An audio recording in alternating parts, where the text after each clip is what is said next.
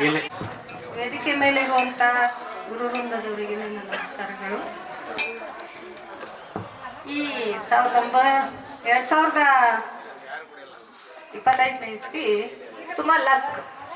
ಯಾಕಂದ್ರೆ ನಾವು 3 ಬ್ಯಾಚಲ್ಲೂ ಬಂದಿದ್ದೀನಿ. ಈಗ ನಾನು ಮೊದಲನೇ ಬ್ಯಾಚು ಕೆಂಪರಾಜು ಬ್ಯಾಚು, 2ನೇ ಬ್ಯಾಚು ಕೆಂಪೇಗೌಡರು ಬ್ಯಾಚು, 3ನೇ ಬ್ಯಾಚು ನಿಮ್ದು.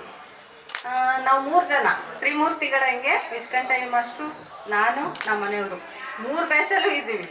ಮತ್ತು ಇಲ್ಲಿ ಏನಪ್ಪ ಅಂದರೆ ನೀವು ಮಾಡ್ತಿರೋ ಫಂಕ್ಷನ್ ತುಂಬ ತುಂಬ ತುಂಬ ಖುಷಿ ಕೊಡುತ್ತೆ. ಮತ್ತು ಮಕ್ಕಳು ನಮ್ಮ ಮನೆಗೆಲ್ಲ ಬಂದು ಕರೆಯೋರಲ್ಲ. ನಾವಿಲ್ಲಿ ಬಂದಾಗ ತವ್ರ ಮನೆಗೆ ಬಂದ್ವೇನೋ, ಗಂಡನ ಮನೆಯಿಂದ ತವ್ರ ಮನೆಗೆ ಬರ್ತಾ ಇದ್ದೀವೇನೋ, 3 ತಿಂಗಳಿಗೂ 2 ತಿಂಗಳಿಗೂ ಬಂದ್ವಲ್ಲ ಅಂತ ತುಂಬ ತುಂಬ ಖುಷಿ ಆಯಿತು ನಮಗೆ. ಇನ್ನೊಂದು ದುಃಖದ ಸಮಾಚಾರ ಅಂದರೆ ಯಾರು ಆದಿಲ್ ಭಾಷಾ ಹೋದ ಬ್ಯಾಚಲ್ಲಿ ಬಂದಿದ್ರು ಅವರು, ಈ ಬ್ಯಾಚಲ್ಲಿ ಇಲ್ಲ. ಅದೊಂದು ತುಂಬ ದುಃಖದ ವಿಷಯ ಅಂತ ಅನಿಸುತ್ತೆ. ನನಗೆ ಬರ್ತಾರೇನೋ ಅಂತ ಅಂದ್ಕೊಂಡಿದ್ವಿ, ಆದರೆ ಇನ್ನೊಂದು ವಾರ ಇತ್ತು ಅನಿಸುತ್ತೆ ಹೋಗ್ತಿರೋಗುತ್ತೆ. ಅದೊಂದು ಬೇಜಾರಾಯಿತು. ಸರಿ ಬಂದಿದ್ರು ಈ ಬ್ಯಾಚಲ್ಲಿ ಇಲ್ಲ. ನಮಗೆ ಊರಿನವರು ತುಂಬ ಸಹಕಾರ ಕೊಟ್ಟಿದ್ದಾರೆ. ನಾನು ಬಂದಾಗ ಈಗ ನಮ್ಮ ಮಾಸ್ಟರ್ಗಳೆಲ್ಲ ಹೇಳಿದ್ರು, ಬರಬೇಕಾದ್ರೆ ನಮಗೆ ತುಂಬ ದೂರ ಅನ್ನಿಸ್ತಿತ್ತು, ಹಾಗೆ ಬಸ್ ಇಲ್ಲ, ಅದಿಲ್ಲ ಇದಿಲ್ಲ ಅಂತ. ನಮಗೂ ಹಾಗೆ ಆಗಿತ್ತು. ನಾನು ಅವಾಗ ಇನ್ನೂ ಚಿಕ್ಕವಳು. ನಾನು ಕೆಲ್ಸಕ್ಕೆ ಸೇರಿದಾಗ ಬರೀ ನನಗೆ 19 ವರ್ಷ, 10 ವರ್ಷ ನಿಮ್ಮ ಊರಲ್ಲಿದ್ದೆ. ಬರಬೇಕಾದ್ರೆ ನಾನು ಎಲ್ಲಪ್ಪ ಈ ಊರು ಎಲ್ಲಿದೆಯೋ, ಹೆಂಗೆ ಹೋಗ್ಬೇಕೋ, ನಮ್ಮ ತಂದೆ ಕರ್ಕೊಬಂದರು. ಅವಾಗ ಕರಿಸಿದ್ದೇಗೌಡರು ಪರಿಚಯ ಮಾಡಿಕೊಂಡು ಅವ್ರು ನನಗೆ ಮಗಳ ರೀತಿ ನೋಡ್ಕೊಂಡ್ರು. ಮಾತ್ರ ತುಂಬ ಚೆನ್ನಾಗಿ. ಊರಿನ ಜನಗಳು ಅಷ್ಟೇ ತುಂಬ ಸಹಕಾರ ಕೊಟ್ಟರು ನನಗೆ.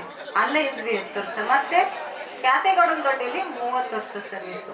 ನನಗೆ ಒಟ್ಟು 41 ವರ್ಷ ಸರ್ವಿಸ್. ನನಗೆ 82ನೇ ಇಸ್ವಿ ಸೇರ್ಕೊಂಡು 22ನೇ ಇಸ್ವಿನಲ್ಲಿ ರಿಟೈರ್ಡ್ ಆಯ್ತು. 3 ವರ್ಷ ಆಯ್ತು ಈಗ ರಿಟೈರ್ಡ್ ಆಗಿ. ನಾನು ಈ ವೃತ್ತಿ ಜೀವನವನ್ನು ತುಂಬ ಖುಷಿ ಪಡ್ತಾ ಇದ್ದೀನಿ. ಈಗಲೂ ಚೆನ್ನಾಗಿದ್ದೀನಿ. ನಿಮ್ಮನ್ನೆಲ್ಲ ನೋಡಿ ಅಂತೂ ತುಂಬ ತುಂಬ ಸಂತೋಷ ಆಯಿತು. ಯಾಕೆಂದ್ರೆ ನೀವೆಲ್ಲ ಪುಟಾಣಿ ಮಕ್ಕಳುಗಳು. ನಾವು ಬಂದಾಗ ಈಗೆಲ್ಲ ಇಷ್ಟು ದೊಡ್ಡವರಾಗಿದ್ದೀರಿ. ನಿಮ್ಮನ್ನು ನೋಡಿ, ನಿಮ್ಮ ಯೂನಿಫಾರ್ಮು, ನಿಮ್ಮ ಒಗ್ಗಟ್ಟು, ಇದನ್ನೆಲ್ಲ ನೋಡಿ ನಮಗೆ ತುಂಬಾ ಸಂತೋಷ ಆಯಿತು. ಇನ್ನೊಂದು ಖುಷಿ ಸಮಾಚಾರ ಏನಪ್ಪ ಅಂದರೆ,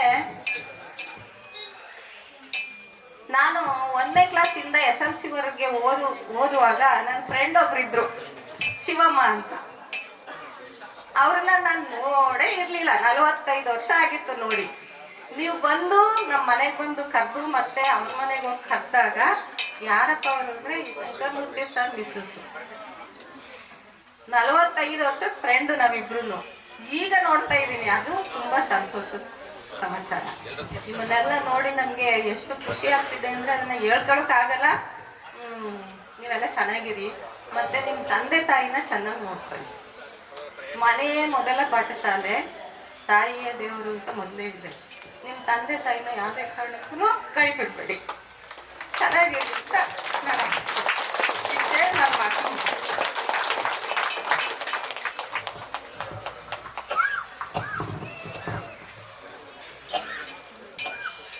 ಯತಮಾಡಿ ಶಾಲೆಯಲ್ಲಿ ತನಗಾದಂತಹ ವೃತ್ತಿ ಜೀವನದ ಅನುಭವವನ್ನು ಹಾಗೂ 41 ವರ್ಷಗಳ ಕಾಲ, ದೀರ್ಘ ಅವಧಿಯ ಕಾಲ ಅವರು ಶಿಕ್ಷಕರಾಗಿ ಸೇವೆಯನ್ನು ಸಲ್ಲಿಸಿದ್ದಾರೆ.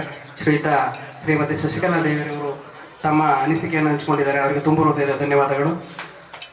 ಹಾಗೆಯೇ ಮುಂದಿನದಾಗಿ ಈ ಕಾರ್ಯಕ್ರಮವನ್ನು ಕುರಿತು ಹಾಗೂ ತನಗಾದಂಥ ಅನುಭವವನ್ನು ಕುರಿತು ಶ್ರೀಮತಿ ಚಂದ್ರಕಲಾ ಮೇಡಮ್ ರವರು ಒಂದೆರಡು ಹಿತನುಡಿಗಳನ್ನು ಆಡಬೇಕು ಅಂತ ಕೇಳ್ಬೋದು. ಎಲ್ಲರಿಗೂ ನಮಸ್ಕಾರ.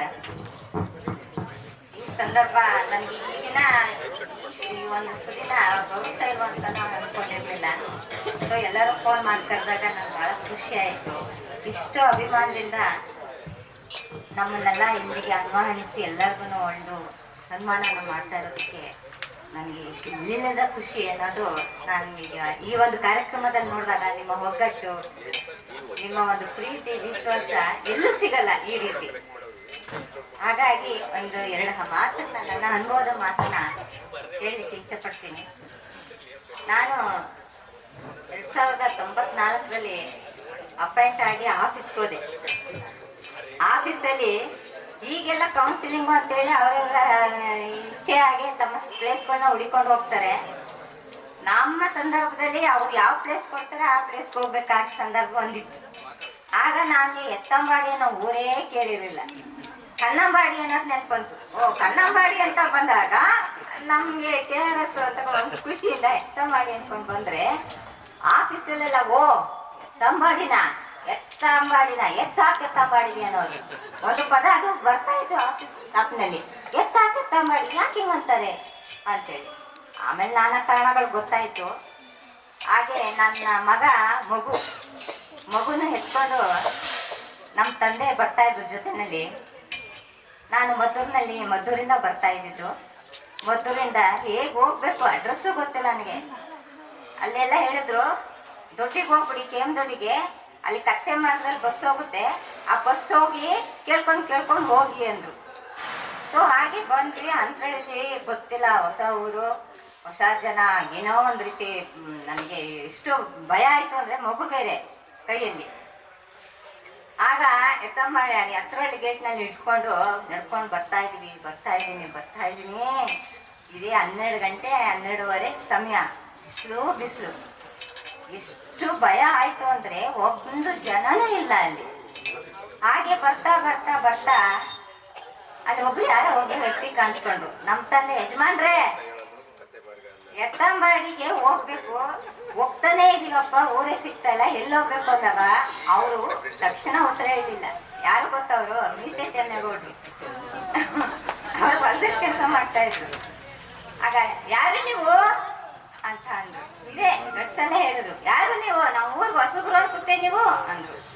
ಆಗ ನಮ್ಮ ತಂದೆ, ನನ್ನ ಮಗಳಿಗೆ ಕೆಲಸ ಸಿಕ್ಕಿದೆ ಇಲ್ಲಿ ಪ್ರೈಮರಿ ಸ್ಕೂಲಲ್ಲಿ, ಅಲ್ಲಿಗೆ ಹೋಗ್ತಾ ಇದ್ದೀಗ. ಹೌದಾ, ಎಲ್ಲಿಂದ ಬರ್ತಾ ಇದ್ದೀರಿ ಅಂದ್ರು. ಅಡ್ರೆಸ್ ಹೇಳ್ತಾ ಇಲ್ಲ ಅವರು, ನಮ್ಮನ್ನ ವಿಚಾರಣೆ ಮಾಡ್ತಾ ಇದ್ದಾರೆ.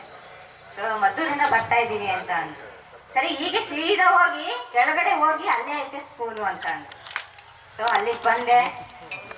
ಸಿಕ್ಕಾಬಟ್ಟೆ ನನಗಂತೂ ಎಷ್ಟು ಭಯ ಆಯಿತು ಅಂದರೆ ಹತ್ಕೊಂಡು ಬಂದ್ಬಿಟ್ಟೆ. ನಾನು ಕೈಯಲ್ಲಿ ಮಗು ಇದೆ, ಇಷ್ಟು ದೂರ ನಡ್ಕೊಂಡು ಬರ್ಬೇಕಲ್ಲ ಅಂತೇಳಿ ಅಲ್ಲಿಗೆ ಬಂದಮೇಲೆ ಸ್ಟಾಫ್ನೆಲ್ಲ ನೋಡಿದೆ. ಏನೋ ಒಂದು ರೀತಿ ಸಮಾಧಾನ ಆಯಿತು. ಆಮೇಲೆ ನಮ್ಮ ತಂದೆ ಒಂದು ಧೈರ್ಯ ಹೇಳಿದ್ರು. ನಾನು ಸಾಕಷ್ಟು ನಮ್ಮ ತಂದೆನೂ ಹೆಲ್ಪರ್ ಆಫೀಸಲ್ಲಿ ಹಾಸ್ಟೆಲಲ್ಲಿ ಕುಕ್ ಆಗಿದ್ರು. ನಾನು ಸಾವಿರಾರು ಮಕ್ಕಳಿಗೆ ಊಟ ಹಾಕಿದ್ದೀನಮ್ಮ. ಆ ಮಕ್ಕಳ ಕಷ್ಟ ಸುಖ ಎಲ್ಲ ನಾನು ತಿಳ್ಕೊಂಡಿದ್ದೀನಿ. ಹಾಗೆ ನೀನು ಶಿಕ್ಷಕಿಯಾಗಿ ಬಂದಿದ್ಯಾ, ಟೀಚರಾಗಿ ಬಂದಿದ್ಯಾ, ಹಾಗೆ ಮಕ್ಕಳಿಗೆ ವಿದ್ಯೆನ ಕಲಿಸಕ್ಕೆ ಬಂದಿದ್ಯಾ, ನೀನು ದುಡ್ಡಿಗೆ ಇರ್ಬೇಡ, ನೀನು ಧೈರ್ಯವಾಗಿ ಇದನ್ನು ಎದುರಿಸ್ಬೇಕು ಅಂದರು ನಮ್ಮ ತಂದೆ. ಆಯ್ತಪ್ಪ ಅಂತೇಳಿ ಆವತ್ತಿಂದ ನಾನು ಎತ್ತಂಬಾಡಿನಲ್ಲಿ 12 ವರ್ಷ ತುಂಬ 13ನೇ ವರ್ಷಕ್ಕೆ ನಾನು ಟ್ರಾನ್ಸ್ಫರ್ ಆಗಿ ಬಂದಿದ್ದು ಈ ಕಡೆ ಮದ್ದೂರು ತಾಲೂಕಿಗೆ. ಆದರೆ ಆ ಮೊದಲ ವರ್ಷದಿಂದ ಹಿಡಿದು ಆ ಟೈಮಲ್ಲಿ ಸುಮಾರು ನಮ್ಮ ಸ್ಟಾಫೇ 9 ಜನ ಇದ್ರು. ಎಲ್ಲರೂ 8 ಜನ ಸ್ಟಾಫಲ್ಲಿ ಇದ್ದಿದ್ದು. ನಮ್ಗೆ ಎಷ್ಟು ಖುಷಿ ಅಂತ ಅಂದರೆ ಒಬ್ಬರು ಟೈಮ್ ಪಾಸ್ ಮಾಡೋಕ್ಕೆ ಇಷ್ಟನೇ ಪಡ್ತಿರ್ಲಿಲ್ಲ. ಪ್ರತಿಯೊಂದು ನಮಗೇನೋ ಒಂದು ನಮ್ಮಲ್ಲಿ ಏನು ಕಲಿಕೆ ಇದೆ, ನಮ್ಮಲ್ಲಿರೋ ಕಲಿಕೆನ ನಮ್ಮ ಮಕ್ಕಳಿಗೆ ಕೊಡಬೇಕು ಅಂತೇಳಿ ತುಂಬ ಕಟ್ಟುನಿಟ್ಟಾಗಿ ಕೆಲಸನ ಮಾಡೋ. ಹಾಗೆ ಮಾಡ್ತಾ ಎಲ್ಲರಿಗೂ ಒಬ್ಬೊಬ್ಬರಾಗಿ ಟ್ರಾನ್ಸ್ಫರ್ ಆಗಿ ಹೊರಟೋದ್ರು. ಹಾಗೆ ಮುಂದೆ ಬರ್ತಾ ಸೊ ಮಕ್ಕಳುಗಳ ಗಣತಿ ಸರ್ವೆ ಮಾಡಿದಾಗ ಮಕ್ಕಳು ಆಲ್ಮೋಸ್ಟ್ ಅಲ್ಲಿ ಹೆಚ್ಚಾಗಿ ಹೊರಗಡೆ ಇದ್ದಾರೆ ಅನ್ನೋದು ಗೊತ್ತಾಯ್ತು. ಶಾಲೆ ಬಿಟ್ಟ ಮಕ್ಕಳು ಅನ್ನೋ ಕಾರ್ಯಕ್ರಮನ ಸರ್ಕಾರದಿಂದ ಮಾಡಿದಾಗ ಪ್ರತಿಯೊಂದು ಹಳ್ಳಿಗಳು ಸರ್ವೆ ಮಾಡಿದ್ವಿ. ಆಗ ನೋಡಿದಾಗ ಶಾಲೆ ಬಿಟ್ಟ ಮಕ್ಕಳೇ ಜಾಸ್ತಿ ಆಗಿದ್ರು. ಎಲ್ಲೆಲ್ಲಿ ಶಾಲೆಗಳಲ್ಲಿ ಅಂದ್ರೆ ಅನಧಿಕೃತವಾದಂಥ ಶಾಲೆ ತೆರೆದಂಥ ಶಾಲೆಗಳಲ್ಲಿ ಆ ಮಕ್ಕಳನ್ನೆಲ್ಲ ಮುಖ್ಯವಾಹಿನಿಗೆ ತರಬೇಕು ಅಂತೇಳಿ ನಮಗೆಲ್ಲ ಟ್ರೈನಿಂಗ್ ಕೊಟ್ಟರು. ಆದರೆ ಅದರಿಂದ ಎಷ್ಟು ಕಷ್ಟಗಳನ್ನ ಎದುರಿಸಿದೀವಿ ಅಂದರೆ ಈ ಕಡೆ ಅಧಿಕಾರಿಗಳ ಒತ್ತಡ, ಈ ಕಡೆ ಪೇರೆಂಟ್ಸ್ಗಳ ಒತ್ತಡ, ಆಮೇಲೆ ಖಾಸಗಿ ಶಾಲೆಗಳಲ್ಲಿ ಮಾಡಿದಂತಹ ಟೀಚರ್ಸ್ಗಳ ಒತ್ತಡ. ಆ ಒತ್ತಡವೆಲ್ಲ ಮೀರಿ ಒಟ್ಟು 45 ಮಕ್ಕಳನ್ನ ನಾನು ಮುಖ್ಯವಾಹಿನಿಗೆ ತಗೊಂಡು ಬಂದೆ. ಅಂಥ ಸಂದರ್ಭಗಳಲ್ಲಿ ನಾನಷ್ಟು ತೊಂದರೆಗಳನ್ನ ಅನುಭವಿಸಿದ್ದೀನಿ. ಆ ತೊಂದರೆಗಳು ಹೇಳೋದು ಬೇಡ. ಇವತ್ತು ಆ 45 ಮಕ್ಕಳು ಒಳ್ಳೊಳ್ಳೆ ನಿಜವಾಗ್ಲಂತ ಒಂದು ಒಳ್ಳೊಳ್ಳೆ ಹುದ್ದೆನಲ್ಲಿ ವರ್ಕ್ ಮಾಡ್ತಾ ಇದ್ದಾರೆ. ಸೊ ಅದನ್ನೆಲ್ಲ ಮಾಡಿದ್ದಕ್ಕೆ ಅಂತ ನನಗೆ ಯಾಕೆ ಕೊಟ್ಟಿದ್ದೀರಾ ಅಂತ ನಾನು ಕೇಳಿದೆ. ಇಲ್ಲ, ಒಂದು ಒಳ್ಳೆ ಕೆಲಸ ಮಾಡಿದ್ದನ್ನ ಗುರುತಿಸಿದ್ದಾರೆ, ಅದನ್ನು ಸ್ವೀಕಾರ ಮಾಡಬೇಕು ಬನ್ನಿ ಅಂತ ಅಂದರು. ಸೊ ಹಾಗಾಗಿ ಅದೊಂದು ಈ ಕೆಲಸ ಮಾಡಿದ್ದು ನನ್ನಿಂದಲ್ಲ, ಎತ್ತಂಬಾಡಿ ಜನತೆಗಿಂದ. ಎಷ್ಟು ಸಹಕಾರ ಕೊಡ್ತು ಅಂದ್ರೆ ನಮ್ಗೆ ಆ ಒಂದು ಕುಗ್ರಾಮ ಅಂತ ಹೇಳ್ತಿದ್ದು ಎಂತ ಮಾಡಿದ ಕುಗ್ರಾಮಕ್ಕೆ ಬಂದಾಗ ಅಟ್ಲೀಸ್ಟ್ ನೀರಿಗೂ ಸಹ ತೊಂದರೆ ಆಗ್ತಾ ಇತ್ತು ನಾವು ಬಂದಂತ ಸಂದರ್ಭದಲ್ಲಿ. ಆದ್ರೆ ನಿಮ್ಮ ಮನೆಗಳಿಂದ ಒಂದು ನೀರಿನ ಋಣದಿಂದನೂ ಇದೆ ನಮ್ಗೆ. ಇವತ್ತು ನಾನು ನೆನ್ಸ್ಕೊತಾ ಇರ್ತೀನಿ, ಎತ್ತಂಬಾಡಿ ನನಗೆ ದೇವರು ಕೊಟ್ಟ ಊರು, ಆಹಾರ ಕೊಟ್ಟ ಊರು, ನನ್ಗೆ ಈ ಶಕ್ತಿ ಚೈತನ್ಯ ಕೊಟ್ಟಿದಂತಹ ಊರು. ನಾನು ಇವತ್ತು ಸಹ ನನ್ನ ಜೀವನವನ್ನ ಮಾಡ್ಬೇಕು ಅಂತಂದ್ರೆ ಎತ್ತಂಬಡಿನೇ ಕಾರಣ. ನಾವು ಎಫರ್ಟ್ ಹಾಕಿದ್ದೋ ಅಲ್ಲ, ಆದ್ರೆ ನೀವು ಎಷ್ಟೊಂದು ಸಹಕಾರ ಕೊಟ್ಟು ನಮ್ಗೆ ಅಲ್ಲಿ ಇರಲಿಕ್ಕೆ ಎಷ್ಟು ವರ್ಷ ಇರ್ಲಿಕ್ಕೆ ಅವಕಾಶ ಕೊಟ್ರಲ್ಲ, ಆ ಮಕ್ಕಳಿಂದ ಹಿಡಿದು ಎಲ್ಲರೂ ಸಹ ನನಗೆ ಇವತ್ತು ಖುಷಿ ಕೊಡುವಂತ ವಿಚಾರ. ನನ್ಗೆ 2ನೇ ಪ್ಲೇಸು ಎತ್ತಂಬಡಿ ಆದ್ಮೇಲೆ ಈ ಕಡೆ ಮದ್ದೂರು ತಾಲೂಕು ಬಂದೆ. ಆದ್ರೆ 13 ವರ್ಷ ಸರ್ವಿಸ್ ಮಾಡಿದಂತಹ ಎತ್ತಂಬಡಿ ಜನತೆನ ನಾನು ಯಾವತ್ತೂ ಮರೆಯೋಕ್ಕೂ ಆಗಲ್ಲ, ಮರೆಯೋದಿಲ್ಲ. ಇದೇ ರೀತಿ ಸಾಕಷ್ಟು ನಾನು ನನ್ನ ಒಂದು ಕಾರ್ಯನ ಮೆಚ್ಚಿ ಇವತ್ತು ಈ ವೇದಿಕೆಗೆ ಕರೆದು ನನಗೆ ಒಂದು ರೀತಿ ನಮ್ಗೆಲ್ಲ ಸನ್ಮಾನ ಮಾಡಲಿಕ್ಕೆ ಅಂತೇಳಿ ನಿರ್ಧಾರ ಮಾಡಿದ್ದೀರಾ. ನಿಮಗೆಲ್ಲ ತುಂಬ ಹೃದಯದ ಧನ್ಯವಾದ. ತಮ್ಮ ವೃತ್ತಿ ಜೀವನದ ಅನುಭವವನ್ನು ಹಂಚಿಕೊಂಡಂತಹ ಶ್ರೀಮತಿ ಚಂದ್ರಕಲಾ ಮೇಡಮ್ ಅವರಿಗೆ ಧನ್ಯವಾದಗಳು. ಹಾಗೆಯೇ ಸದೃಢ ದೇಹದಲ್ಲಿ ಸದೃಢ ಮನಸ್ಸಿರುತ್ತದೆ ಎನ್ನುವ ಹಾಗೆ ನಮ್ಮೆಲ್ಲರ ದೇಹವನ್ನು ಸದೃಢವಾಗಿ ಮಾಡಿದಂತಹ ಹಾಗೆ ಈಗ ದೈಹಿಕ ಶಿಕ್ಷಕರಾಗಿ ಕರ್ತವ್ಯ ನಿರ್ವಹಿಸುತ್ತಿರುವಂತಹ ಶ್ರೀಯುತ ಪಾರ್ಶ್ವಮೂರ್ತಿ ಸರ್ ಅವರು ಈ ಕಾರ್ಯಕ್ರಮದ ಕುರಿತು ತಮ್ಮೆರಡು ಮಾತುಗಳನ್ನು ಆಡಬೇಕು ಅಂತ ಕೇಳ್ಕೊತಾರೆ. ಅಧಿದೇವತೆಯಾದಂತಹ ಕಾಳೇಶ್ವರರನ್ನ ಸ್ಮರಿಸುತ್ತಾ, ಹಾಗೆ ವೇದಿಕೆ ಮೇಲಿರ್ತಕ್ಕಂತಹ ಎಲ್ಲ ಶಿಕ್ಷಕ ಸನ್ಮಿತ್ರರನ್ನ ಅಭಿನಂದಿಸುತ್ತಾ, ಈ ಒಂದು ಸಮಾರಂಭದಲ್ಲಿ 1997ನೇ ಇಸವಿಯ ಬ್ಯಾಚ್ನಲ್ಲಿ ಅಧ್ಯಯನ ಮಾಡ್ತಕ್ಕಂತಹ ಎಲ್ಲ ವಿದ್ಯಾರ್ಥಿಗಳು ಮತ್ತು ಈಗ ವಿದ್ಯಾರ್ಥಿಗಳ ಜೊತೆಗೆ ಪತಿ ಪತ್ನಿಯರಾಗಿ ಕುಟುಂಬ ಸಮೇತರಾಗಿ ಬಂದಿದ್ದೀರಿ ಕೆಲವರು. ಹಾಗಾಗಿ ಅವರನ್ನು ಸಹ ಅಭಿನಂದಿಸ್ತಾ ಈಗ ಒಂದೆರಡು ಮಾತನಾಡೋದಕ್ಕೆ ಇಚ್ಛೆ ಪಡ್ತಾ ಇದ್ದೀನಿ. ಮೊದಲನೇದಾಗಿ ನಾನು 1997 ಜೂನ್ 12ನೇ ತಾರೀಕು ಎತ್ತಂಬಾಡಿ ಶಾಲೆಯಲ್ಲಿ ಸೇವೆಗೆ ಸೇರಿದೆ. ಆ ಶಾಲೆಗೆ ಬಂದಾಗ ನನ್ನನ್ನು ಯಾರೂ ಸಹ ಶಿಕ್ಷಕರು ಅಂತ ಗುರುತಿಸಲಿಲ್ಲ. ಇಲ್ಲೇ ನಂಜುಂಡಸ್ವಾಮಿ ಇದ್ದಾರೆ, ಯಾರೋ ಒಬ್ರು ಉದ್ದಕ್ಕೆ ಬಂದ್ಬಿಟ್ಟಿದ್ದಾರೆ, ಗ್ರಾಮೀಣ ಅಭ್ಯರ್ಥಿ ಸರ್ಟಿಫಿಕೇಟ್ನ ಬರ್ಸ್ಕೊಂಡು ಹೋಗಕ್ಕೆ ಬಂದಿದ್ದಾರೆ. ಅವ್ರು ಕ್ಲಾಸಲ್ಲಿ ಪಾಠ ಮಾಡ್ತಾ ಇದ್ರು, ಯಾವುದೋ ಬ್ಯಾಗ್ನ ತಗೊಂಡು ಬಂದ್ಬಿಟ್ಟಿದ್ದಾನೆ ಅಂದ್ಬಿಟ್ಟು ಕಾಯಿಸಿದ್ರು. ನಾನು ಒಂದು ಸ್ವಲ್ಪ ಹೊತ್ತು ಕಾದೆ. ನಮಗೆ ಗೊತ್ತಿರಲಿಲ್ಲ, ನಾವು ಇನ್ನೂ ಕಾಲೇಜಿನಲ್ಲಿ ಅಧ್ಯಯನ ಮಾಡಿ ಅದೇ ತಾನೇ ಮಾಸ್ಟರ್ ಡಿಗ್ರಿ ಮುಗಿಸಿ ಶಾಲೆಗೆ ಹಾಸ್ಟೆಲಲ್ಲಿದ್ದೆ ಮೈಸೂರಲ್ಲಿ. ಅಪಾಯಿಂಟ್ ಆಯಿತು, ಊರಿಗೆ ಹೋಗಲಿಲ್ಲ, ಡೈರೆಕ್ಟ್ ಈ ಕಡೆಗೆ ಅಪಾಯಿಂಟ್ ರಿಪೋರ್ಟ್ ಮಾಡ್ಕೊಳಕ್ಕೆ ಬಂದೆ. ಸುಮಾರು ಒಂದು ಅರ್ಧ ಗಂಟೆ ಕಾದಾದ ನಂತರ ರಿಪೋರ್ಟ್ ಮಾಡಿಕೊಂಡ್ರು. ಆ ಸಂದರ್ಭದಲ್ಲಿ ಗುರುಸಿದ್ದಯ್ಯನವರು ಮುಖ್ಯ ಶಿಕ್ಷಕರಾಗಿದ್ದರು.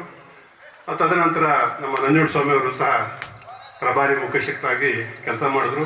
ಇವರ ಸಮ್ಮುಖದಲ್ಲಿ ಜೊತೆಗೆ ನಮ್ಮ ಭೀಮಾ ನಾಯಕರವರು ಉಪನಿರ್ದೇಶಕರ ಸ್ಥಾನದಲ್ಲಿರ್ತಕ್ಕಂತಹ ನಮ್ಮ ಭೀಮಾ ನಾಯಕರವರು ಸಹ ಅವರ ಕೈ ಅಡಿಯಲ್ಲಿ ನಾನು ಕೆಲಸ ಮಾಡಿದ್ದೀನಿ.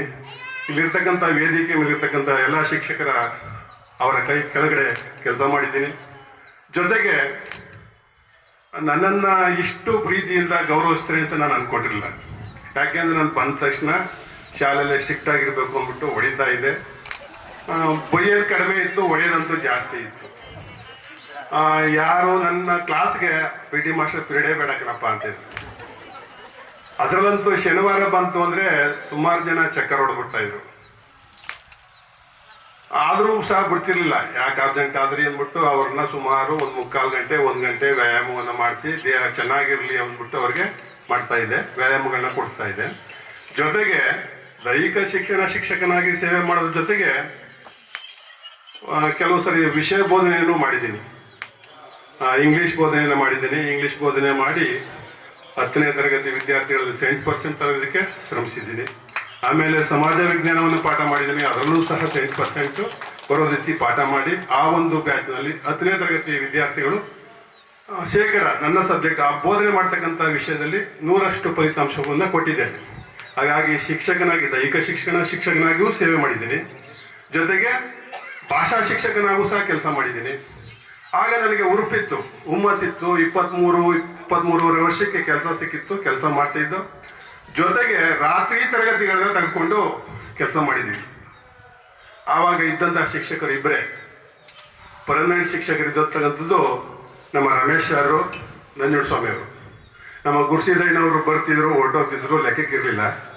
ಅವ್ರ ಜೊತೆಗೆ ನಾನು ಹೋಗಿ ಸೇರ್ಕೊಂಡೆ. ಈಗ ಬೆಳಿಗ್ಗೆ 10ನೇ ತರಗತಿಗೆ ರಮೇಶ್ ಸರ್ ಹೋಗೋರು, 9ನೇ ತರಗತಿಗೆ ನಂಜುಂಡಸ್ವಾಮಿ ಅವರು ಹೋಗೋರು, 8ನೇ ತರಗತಿ ನಾನು ಹೋಗೋರು. ಮಧ್ಯಾಹ್ನ ಆದ್ಮೇಲೆ ಒಂದು ಟೀ ಕುಡ್ಕೊಂಡು ಕ್ಲಾಸ್ ಚೇಂಜ್ ಮಾಡ್ಕೊತಾ ಇದ್ವಿ. ಈಗ 45 ನಿಮಿಷ ಪಾಠ ಮಾಡ್ಬಿಟ್ರೆ ಸಾಕಾಗುತ್ತು ಅಂತಾರೆ. ನಾವು ಅರ್ಧ ದಿವಸ ಪಾಠ ಮಾಡ್ತಿದ್ದೆವು. ಆ ವಿದ್ಯಾರ್ಥಿಗಳು ಯಾವ ರೀತಿ ತಡ್ಕೊಂಡಿದ್ರು ಗೊತ್ತಿರಲಿಲ್ಲ. ಸೈಂಟಿಫಿಕ್ ಆಗಿ ವಿದ್ಯಾರ್ಥಿಗಳು ಆ ಒಂದು ವಿಷಯವನ್ನು ತಡ್ಕೊಳ್ಳೋದಕ್ಕೆ ಬರೀ 45 ನಿಮಿಷ ಮಾತ್ರ ಸೀಮಿತ ಅಂತ ಇದೆ. ನಾವೇನ್ ಮಾಡ್ತೀವಿ, ವಿಧಿ ಇಲ್ಲ, ಬಿಟ್ಬಿಟ್ರೆ ಕೂಗಾಡ್ಬಿಡ್ತೇವೆ, ಕಿರ್ಚಾಡ್ತೇವೆ, ಹೊಡೆದಾಡ್ಕೋತೇವೆ, ಸಮಸ್ಯೆ ಆಗ್ತಿತ್ತು. ಆ ರೀತಿ ಒಂದು ಕಷ್ಟದ ಸಂದರ್ಭಗಳಲ್ಲಿ ನಾವು ಅಲ್ಲಿ ಕೆಲಸ ಮಾಡಿದ್ದೀವಿ. ತದನಂತರ ನಮ್ಮ ಜೊತೆ ಜೋಡೆತ್ತುಗಳಾಗಿ ಶ್ರೀನಿವಾಸ್ ಅವರು ಮತ್ತೆ ಚಿಕ್ಕಬೋರೇನವರು ಸೇರ್ಕೊಂಡ್ರು. ಆವಾಗ ಏನಾಯ್ತು ಅಂತಂದ್ರೆ ನಮ್ಮ ಸಂಖ್ಯಾಬಲ ಜಾಸ್ತಿ ಆಯಿತು. ಇಡೀ ಮಳವಳ್ಳಿ ತಾಲೂಕಲ್ಲಿ ಈ ಶೈಕ್ಷಣಿಕವಾಗಿ ಹಿಂದುಳಿದಿರ್ತಕ್ಕಂತಹ ನಮ್ಮ ಎತ್ತಂಬಾಡಿಯನ್ನ ಮುಂತರೋದಕ್ಕೆ ಮಳವಳ್ಳಿ ತಾಲೂಕಲ್ಲಿ ನಂಬರ್ 1 ಸ್ಥಾನಕ್ಕೆ ಏರಿಸ್ತು. ಮಾರ್ಗವಡ್ನಳ್ಳಿ ಆವಾಗ ಏನೂ ಇರಲಿಲ್ಲ. ಮಾರ್ಗವಡ್ನಳ್ಳಿಗೆ ನಾವು ಬೇಟ್ ಮಾಡಿ ಫಸ್ಟ್ ನಮ್ಮದೇ ಪ್ರಥಮ ಸ್ಥಾನವನ್ನು ಇಟ್ಕೊಂಡಿದ್ದೆವು. ಪ್ರತಿಯೊಂದು ರಂಗದಲ್ಲೂ ಮಳವಳ್ಳಿಗೆ ಫಸ್ಟ್ ನಮ್ಮ ಎತ್ತಂಬಾಡಿಯನ್ನು ತರಬೇಕು ಅಂತ ಸಾಕಷ್ಟು ಹಗಲಿರುಳು ದುಡ್ದಿದ್ದೀವಿ, ಸಾಕಷ್ಟು ಶ್ರಮವನ್ನು ಹಾಕಿದ್ದೀವಿ. ಅದಕ್ಕೆಲ್ಲ ಕಾರಣ ಯಾರು ಅಂತಂದ್ರೆ ಅಲ್ಲಿರ್ತಕ್ಕಂಥ ಪೋಷಕರು ಮತ್ತೆ ವಿದ್ಯಾರ್ಥಿಗಳು ನಮಗೆ ಸಹಕಾರ ಕೊಟ್ಟರು. ಅವರ ಸಹಕಾರ ಇಲ್ಲದೆ ಹೋದ್ರೆ ನಾವು ನಂಬರ್ 1 ಮಾಡಕ್ ಆಗ್ತಿರ್ಲಿಲ್ಲ. ಈಗ ಯಾವ ಸ್ಥಿತಿ ಇದೆ ಅಂತ ನನಗೆ ಗೊತ್ತಿಲ್ಲ. ಅವಾಗ ನಮ್ಮ ಎತ್ತಂಬಾಡಿಯಲ್ಲಿ ಕೆಲಸ ಮಾಡ್ತಕ್ಕಂಥ ಪ್ರಶಾಂತ್ ಅವ್ರನ್ನ ಕೇಳ್ಕೊತಾ ಇರ್ತೀನಿ, ಹೇಗಿದೆ ಶಾಲೆ, ಯಾವ ರೀತಿ ಇದ್ದಾರೆ, ಯಾರಿದ್ದಾರೆ, ಯಾರು ನಿವೃತ್ತರಾದರು, ಇಡೀ ಎತ್ತಂಬಾಡಿಯ ಪೂರ್ತಿ ವಿಷಯಗಳನ್ನ ತಿಳ್ಕೊತಾ ಇರ್ತೀನಿ. ನಾನು ವರ್ಗಾವಣೆ ಆಗಿರ್ಬೋದು, ಬೇರೆ ಜಿಲ್ಲೆಯಲ್ಲಿ ಇರ್ಬೋದು, ಆದರೂ ಸಹ ಎತ್ತಂಬಾಡಿಯ ಒಡನಾಟವನ್ನು ಇನ್ನೂ ಬಿಟ್ಟಿಲ್ಲ. ಪದೇ ಪದೇ ಕೇಳ್ಕೊತಾ ಇರ್ತೀನಿ. ಹಾಗೆ ಒಂದು ಕ್ರೀಡಾಕೂಟವನ್ನ, ತಾಲೂಕು ಮಟ್ಟದ ಕ್ರೀಡಾಕೂಟವನ್ನ ನಮ್ಮ ಎತ್ತಂಬಾಡಿ ಶಾಲೆಯಲ್ಲಿ ಸಂಘಟನೆ ಮಾಡಿದ್ರು. ಅದಕ್ಕೆ ಆ ಊರಿನ ಜನ ಬಹಳ ಸಹಕಾರವನ್ನು ಕೊಟ್ಟರು. ಆ ಒಂದು ಕ್ರೀಡಾಕೂಟಕ್ಕೆ, ಈ ಒಂದು ಕ್ರೀಡಾಕೂಟಕ್ಕೆ ಊಟ ಕೊಡಬೇಕು ಅಂದ್ರೆ ಬಹಳ ಕಷ್ಟ. ಬರೀ ವಿದ್ಯಾರ್ಥಿಗಳಿಗೆ ಕ್ರೀಡಾಕೂಟಕ್ಕೆ ಬಂದಂಥ ವಿದ್ಯಾರ್ಥಿಗಳಿಗೆ ಊಟವನ್ನು ಒದಗಿಸಕ್ಕಾಗೋದಿಲ್ಲ. ಆ ಸಂದರ್ಭದಲ್ಲಿ ಇಡೀ 2 ದಿನಗಳು ನಡೆದಂತಹ ಕ್ರೀಡಾಕೂಟದಲ್ಲಿ ಬಂದಂತಹ ಕ್ರೀಡಾಪಟುಗಳಿಗೆ ಹಾಗೂ ನೋಡಕ್ ಬಂದಿರತಕ್ಕಂತಹ ಪ್ರೇಕ್ಷಕರಿಗೆ, ಅವರ ತಂದೆ ತಾಯಿಗಳಿಗೆ ಊಟವನ್ನ ನಮ್ಮ ಎತ್ತಂಬಾಡಿ ಮಹಾಜನತೆ ಮಾಡಿಕೊಟ್ರು. ಅವರಿಗೆ ಉತ್ಪೂರ್ವವಾದಂತಹ ವಂದನೆಗಳನ್ನ ಈ ಸಂದರ್ಭದಲ್ಲಿ ಸಲ್ಲಿಸ್ತಾ ಇದ್ದೀವಿ. ಮತ್ತೆ ಆ ಸಂದರ್ಭದಲ್ಲಿ ಹಣಕಾಸಿನ ಮುಗ್ಗಟ್ಟು, ಕ್ರೀಡಾಕೂಟವನ್ನು ನಡೆಸಬೇಕು ಅಂದ್ರೆ ಒಂದು 50-60 ಸಾವಿರ ರೂಪಾಯಿ ಬೇಕಾಗಿತ್ತು ಆ ಸಂದರ್ಭದಲ್ಲಿ. ಈಗ ಇನ್ನೂ ಜಾಸ್ತಿ ಬೇಕು. ನಮ್ಮ ಭೀಮಾನಾಯಕ್ ಅವರು ಮುಂದೆ ಬ್ಯಾಗ್ ಇಟ್ಕೊಳ್ಳೋದು, ಅಕ್ಕಿ ಚೀಲವನ್ನು ಮನೆಗೆ ಹೋಗಿ ಅಕ್ಕಿಯನ್ನು ಸಂಗ್ರಹ ಮಾಡಿ ಆ ದಿನ ಎಲ್ಲ ಮಕ್ಕಳಿಗೂ ಹಸಿವನ್ನ ನಿವಾರಿಸಿದ್ದೀವಿ. ಕ್ರೀಡಾಕೂಟವನ್ನು ಯಶಸ್ವಿಯಾಗಿ ನಡೆಸ್ಕೊಟ್ಟಿದ್ದೀವಿ. ಅದೇ ಒಂದು ಹಾದಿಯಲ್ಲಿ ಈಗಲೂ ಸಹ ನಾನು ರಾಜ್ಯ ಮಟ್ಟದ ಕ್ರೀಡಾಕೂಟಗಳನ್ನು ಸಂಘಟನೆ ಮಾಡ್ತಾ ಇದ್ದೀನಿ. ಇವತ್ತು ಕಾರ್ಯದ ಒತ್ತಡ, ಕಮಿಷನರ್ ಆಫೀಸ್ಗೆ 4 ದಿವಸ ಡೆಪ್ಯುಟೇಷನ್ ಕೊಟ್ಟಿದ್ದಾರೆ. ರಾಜ್ಯ ಮಟ್ಟದ ಜಿಮ್ನಾಸ್ಟಿಕ್ ಸ್ಪರ್ಧೆ ನಮ್ಮ ಮೈಸೂರಿನಲ್ಲಿ ನಮ್ಮ ಸ್ನೇಹಿತರು ಕರೆಕ್ಟ್ ಬಂದಿದ್ದರು. ಯಾರು, ನಾಗರಾಜ್ ಅವರು ಮತ್ತೆ ರಮೇಶ್ ಅವರು. ಭಾನುವಾರ ದಿವಸನೂ ನಮಗೆ ಬಿಡುವಿರಲಿಲ್ಲ. ಆ ಜಿಮ್ನಾಸ್ಟಿಕ್ ಚಾಮುಂಡಿ ವಿಹಾರ ಕ್ರೀಡಾಂಗಣದಲ್ಲಿದ್ದೆ, ಅಲ್ಲಿಗೆ ಬಂದರು. ಅವರು ತಿಂಡಿ ಅಂದರು, ಈ ಸಾರು ತಿನ್ಕೊಂಡು ಬಂದ್ಬಿಟ್ಟಿದ್ದೀವಿ. ಬೇಡ ಅನ್ನೋರು, ಬೇಡಪ್ಪ ಬಂದಿದ್ದೀರಿ, ಮೈಸೂರಿಗೆ ಬಂದಿರಿ, ತಿಂಡಿ ತಿನ್ನಿ ಅನ್ನೋದು.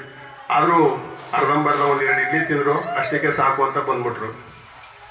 ಆ ಒಂದು ಫಲಿತಾಂಶವನ್ನು ಕ್ರೋಢೀಕರಣಕ್ಕಾಗಿ ಬೆಂಗಳೂರಿನಲ್ಲಿ ಆಯುಕ್ತರ ಕಚೇರಿಯಲ್ಲಿ ನನ್ನನ್ನು 4 ದಿವಸ ನಿಯೋಜನೆ ಮಾಡಿದರು. ಆದರೂ ಸಹ ಅಲ್ಲಿಗೆ ಹೋಗದೆ ಎತ್ತಂಬಾಡಿ ನಮ್ಮ ವಿದ್ಯಾರ್ಥಿಗಳನ್ನ ನೋಡಲೇಬೇಕು ಅಂದ್ಬಿಟ್ಟು ರಜಾಗಿ ಇಲ್ಲಿ ಬಂದಿದ್ದೀನಿ.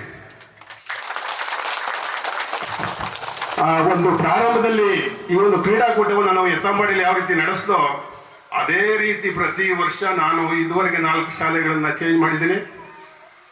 ಪ್ರತಿ ವರ್ಷಗಳೂ ಸಹ ಕ್ರೀಡಾಕೂಟಗಳನ್ನ ಒಂದಲ್ಲ ಒಂದು ಸಂಘಟನೆ ಮಾಡ್ಕೊಂಡು ಬರ್ತಾ ಇದ್ದೀವಿ. ಅದಕ್ಕೆಲ್ಲ ಕಾರಣ ದೇವರು ಮತ್ತೆ ನಿಮ್ಮೆಲ್ಲರ ಆಶೀರ್ವಾದ ಇದೆ. ಜೊತೆಗೆ ಎತ್ತಂಬಾಡಿ ಇದ್ದಂಥ ಸಂದರ್ಭದಲ್ಲಿ ಪಾಠ ಮಾಡಿರ್ಬೋದು, ಕೆಲವು ಅಹಿತಕರ ಘಟನೆಗಳು ಆಗಿವೆ. ನಾನು ಕೆಂಪೇಗೌಡ ಅಂತ ಒಬ್ಬಿದ್ದ, ಮೀಸೆ ಚೆನ್ನೇಗೌಡರ ಮಗ, ಬಹಳ ಚೇಷ್ಟೆ ಹುಡುಗ. ಅವನೊಂದು ಏಟು ಹೊಡೆದ್ಬಿಟ್ಟು ಆ ಕಡ್ಡಿ ಹೊಡೆದು ಮೂಗತ್ರ ಸ್ಕ್ರಾಚ್ ಆಗ್ಬಿಡ್ತು. 3 ಹೊಲಿಗೆ ಹಾಕಿ ಆಗ ವೀರಭದ್ರತಿದ್ರು. ವೀರಭದ್ರಪ್ಪ ಡಾಕ್ಟ್ರು ಒಲಿಸಿ ಕಣ್ಣನ್ನ ಮುಚ್ಚಿ ಕಳಿಸ್ಬಿಟ್ಟು ಅವರ ತಾಯಿ ಮನೆಗೆ ಬಂದು ಬೈದರು. ಆದರೆ ನಿಜಕ್ಕೂ ಹೇಳ್ಬೇಕು ಅಂದರೆ ಅವ್ರ ಅಪ್ಪ ಭಾಳ ಗ್ರೇಟ್. ವಿಜಯ ಚೆನ್ನೈಗೌಡ ಅಂದರೆ ಬರೀ ಶನಿಮಾತನ ಪಾಠಲ್ಲಿ ಬರೀ ಶನಿನೇ ಮಾಡ್ತಿದ್ದವರು, ನಾಡಿಗೆ ನುಚ್ಚು ಅವ್ರಿಗೆ. ಅವ್ರು ನೋಡಿದ್ರೆ ಭಯ. ಹಾಗಾಗಿ ಅವ್ರು ಬಂದು ಏನೂ ಕೇಳಿಲ್ಲ. ಅವರು ಮನೆ ಪಕ್ಕದಲ್ಲೇ ಹೋಟ್ಲ್ ಅಂಗಡಿ ಟೀ ಕುಡಿಯಕ್ಕೆ ಬರೋರು. ಯಾಕೆ ಮಾಸ್ಟ್ರೆ ನಮ್ಮ ಹುಡುಗ ನೋಡಿದ್ರಿ ಅಂತೂ ಕೇಳಿಲ್ಲ. ಅವ್ರ ತಾಯಿ ಮಾತ್ರ ಬೈದರು. ಆವಾಗ ನಾನು ಅಲ್ಲೇ ಇರ್ಬೇಕಾಯ್ತು, ಎಲ್ಲಿಗೂ ಓಡೋಗಿಲ್ಲ. ನಾನು ಹೊಡೆದ್ಬಿಟ್ಟು ಎತ್ತಂಬಡಿಲೇ ವಾಸ. 9 ವರ್ಷಗಳ ಕಾಲ ಎತ್ತಂಬಡಿಲೇ ಇದ್ದೆ. ಯಾಕೆಂದ್ರೆ ಅಲ್ಲಿ ಬರೋಕ್ಕಾಗ್ತಿರಲಿಲ್ಲ. ಈಗ ನಾನು ನಂಜನಗೂಡಿಂದ ಇಲ್ಲಿ ಬಂದು ಹೋಗೋದ್ರೊಳಗೆ ಆಗ್ತಿರಲಿಲ್ಲ. ಹಾಗಾಗಿ ಎತ್ತಂಬಡಿಲೇ ಉಳಿದಿದೆ. 9 ವರ್ಷಗಳ ನಂತರ ನಾನು ವರ್ಗಾವಣೆಯನ್ನು ತಗೊಂಡೆ. ಯಾಕೆಂದರೆ ಮದುವೆ ಆಯಿತು, ಓಡಾಡೋಕ್ಕೆ ಕಷ್ಟ ಆಯಿತು. ಅದಾದ ನಂತರ ಪಕ್ಕದ ಮಳವಳ್ಳಿ ತಾಲೂಕಲ್ಲೇ ಸುಜಲೂರು ಅಂತ ಬರ್ತದೆ, ಕಿರ್ಗಾವಲ್ ಹತ್ರ. ಅಲ್ಲಿಗೆ ವರ್ಗಾವಣೆ ತಗೊಂಡೆ. ಅಲ್ಲಿಗೂ ವರ್ಗಾವಣೆಗೆ ಹೋಗಿರಲಿಲ್ಲ. ನಾನು ಮಾದೇಶ್ವರನ ಬೆಟ್ಟಕ್ಕೆ ಹೊಂಟೋಗಿದ್ದೆ. ಭೀಮಾನಾಯಕ್ ಅವರು ವರ್ಗಾವಣೆ ಎಲ್ಲಿಗಾಯ್ತು ಆರ್ ಪಿ ನಿಮಗೆ ಅಂದರು. ಸರ್ ಎಲ್ಲಿ ವರ್ಗಾವಣೆ ಆಯ್ತು, ನಾನು ಎಲ್ಲೂ ಹೋಗೇ ಇಲ್ಲ ಅಂತಂದೆ. ಇವರೆಲ್ಲ ವರ್ಗಾವಣೆ ತಗೊಂಡ್ಬಿಟ್ಟಿದ್ರು. ಅಷ್ಟೊತ್ತಿಗೆ ನಮ್ಮ ನಂಜುಂಡಸ್ವಾಮಿ ಅವರು ಮತ್ತೆ ಚಿಕ್ಕಬೋರೇನವರೆಲ್ಲ ತಗೊಂಡ್ಬಿಟ್ಟಿದ್ರು. ನಾನು ಒಬ್ಬನೇ ಒಂಟಿ ಆಗ್ಬಿಡ್ತೀನಲ್ಲ. ಕೊನೆಗೆ ಹೋಗೋದೆ 3 ದಿವಸ ವರ್ಗಾವಣೆ ಆಗಿತ್ತು. ವರ್ಗಾವಣೆ ಆದ್ಮೇಲೆ ಮಂಡ್ಯಕ್ಕೆ ಹೋಗಿ DDP ಅವರಿದ್ರು. ಅವ್ರು ಹೆಂಗೋ ಕಾಡಿ ಬೇಡಿ ಮತ್ತೆ ಇಲ್ಲಿಂದ ವರ್ಗಾವಣೆ ಮಾಡಿಸ್ಕೊಂಡೆ. ಆ ವರ್ಗಾವಣೆ ಆದಂಥ ಸಂದರ್ಭದಲ್ಲಿ ಊರವರೆಲ್ಲ ಸೇರ್ಕೊಂಡಿದ್ರು, ಇಷ್ಟೆಲ್ಲ ಹೊಂಟೋಗ್ಬಿಟ್ರೆ ಕಷ್ಟ ಆಗುತ್ತೆ, ಇನ್ನೊಂದು ವರ್ಷ ಇರಿ ಅಂತ. ಆದರೂ ನಮ್ಮದು ಆದಂತಹ ಸಮಸ್ಯೆಗಳಿದ್ವು, ಕೌಟುಂಬಿಕ ಸಮಸ್ಯೆಗಳಿದ್ವಲ್ಲ. ಹಾಗಾಗಿ ಮುಂದೆ ಬರ್ತಾರೆ ಅಂದ್ಬಿಟ್ಟು ಆ ಒಂದು ಸಂದರ್ಭದಲ್ಲಿ ಕರ್ಸಿದ್ದೇಗೌಡರು ಈಗ ಹೊರಟ್ಬಿಟ್ಟಿದ್ದಾರೆ. ಅವರು ದಯವಿಟ್ಟು ಉಳಿಸ್ಕೊಂಡ್ರೆ ತೊಂದರೆ ಆಗುತ್ತೆ, ಕಳಿಸ್ಕೊಡಿ ಅಂತ ಆಶೀರ್ವಾದಿಸಿ ನಮ್ಮನ್ನು ಕಳಿಸ್ಕೊಟ್ರು. ಅದೇ ರೀತಿ ಮುಂದುವರಿತಾ ನಾವು ಮುಂದೆ ಹೋಗಿದ್ದೀವಿ. ನಿಜಕ್ಕೂ ಹೇಳಬೇಕು ಅಂತಂದರೆ ನಿಮ್ಮೆಲ್ಲರನ್ನು ನೋಡಿ ಈ ಸಂದರ್ಭದಲ್ಲಿ ಭಾಳ ಖುಷಿ ಆಯಿತು. ಜೊತೆಗೆ ಗುರುವಂದನಾ ಕಾರ್ಯಕ್ರಮ ಅಂತಿದೆ, ಈ ಕಾರ್ಯಕ್ರಮಕ್ಕೆ ಬಂದಿದ್ದೀವಿ. ಹಾಗಾಗಿ ನೀವು ನಮಗೆ ಒಂದು ಗುರು ಕಾಣಿಕೆಯನ್ನು ಕೊಡಬೇಕು. ಹಾಗಾದ್ರೆ ಸಾರ್ಥಕ. ಕರೆದಿದ್ದೀರಿ, ಗುರು ಕಾಣಿಕೆ ಕೊಡಬೇಕು. ಕೊಡ್ತೀರಾ? ಸರಿ. ಹಾಗಾದ್ರೆ ನಾನು ಏನು ಕೇಳ್ತೀನಿ ಅಂತಂದ್ರೆ, ಮೊದಲನೇದಾಗಿ ನಿಷ್ಠೆ ಮತ್ತು ಪ್ರಾಮಾಣಿಕತೆ ಇರಬೇಕು.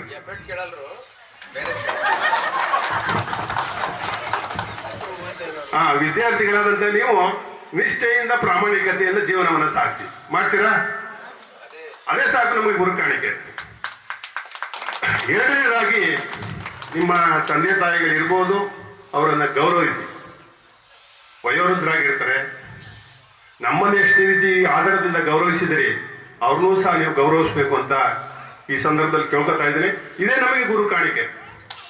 ನಿಮ್ಮ ತಂದೆ ತಾಯಿ ಗೌರವಿಸತಕ್ಕಂಥದ್ದು, ಜೊತೆಗೆ ಈ ಒಂದು ನಿಮ್ಮ ಜೀವನದಲ್ಲಿ ನಿಷ್ಠೆ ಮತ್ತು ಪ್ರಾಮಾಣಿಕತೆಯನ್ನು ಅಳವಡಿಸ್ಕೊಳ್ಳಿ ಅಂತ ಕೇಳ್ಕೊತಾ ಇಷ್ಟನ್ನ ಕೊಟ್ಟರೆ ನಮಗೆ ಸಾಕು. ಗುರು ಕಾಣಿಕೆ ಅಷ್ಟೇ ಸಾಕು.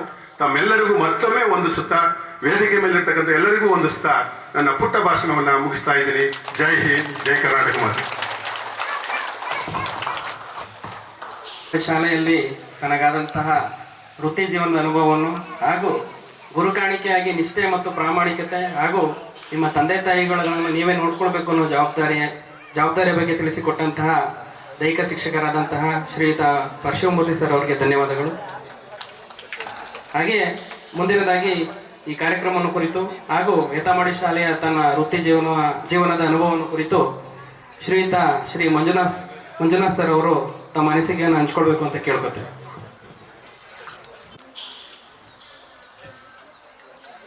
ಕಪಾಳಮ್ಮನವನ್ನು ಮನದಲ್ಲಿ ಸ್ಮರಿಸುತ್ತಾ ನನ್ನ ಒಂದು 4 ಮಾತುಗಳನ್ನು ಆಡಲಿಕ್ಕೆ ಪ್ರಯತ್ನ ಪಡ್ತೇನೆ. ಈಗಾಗಲೇ ಸಾಕಷ್ಟು ಗುರುವೃಂದದವರು ನಿಮಗೆ ಹಿತವಚನಗಳನ್ನು ಹೇಳಿದ್ದಾರೆ.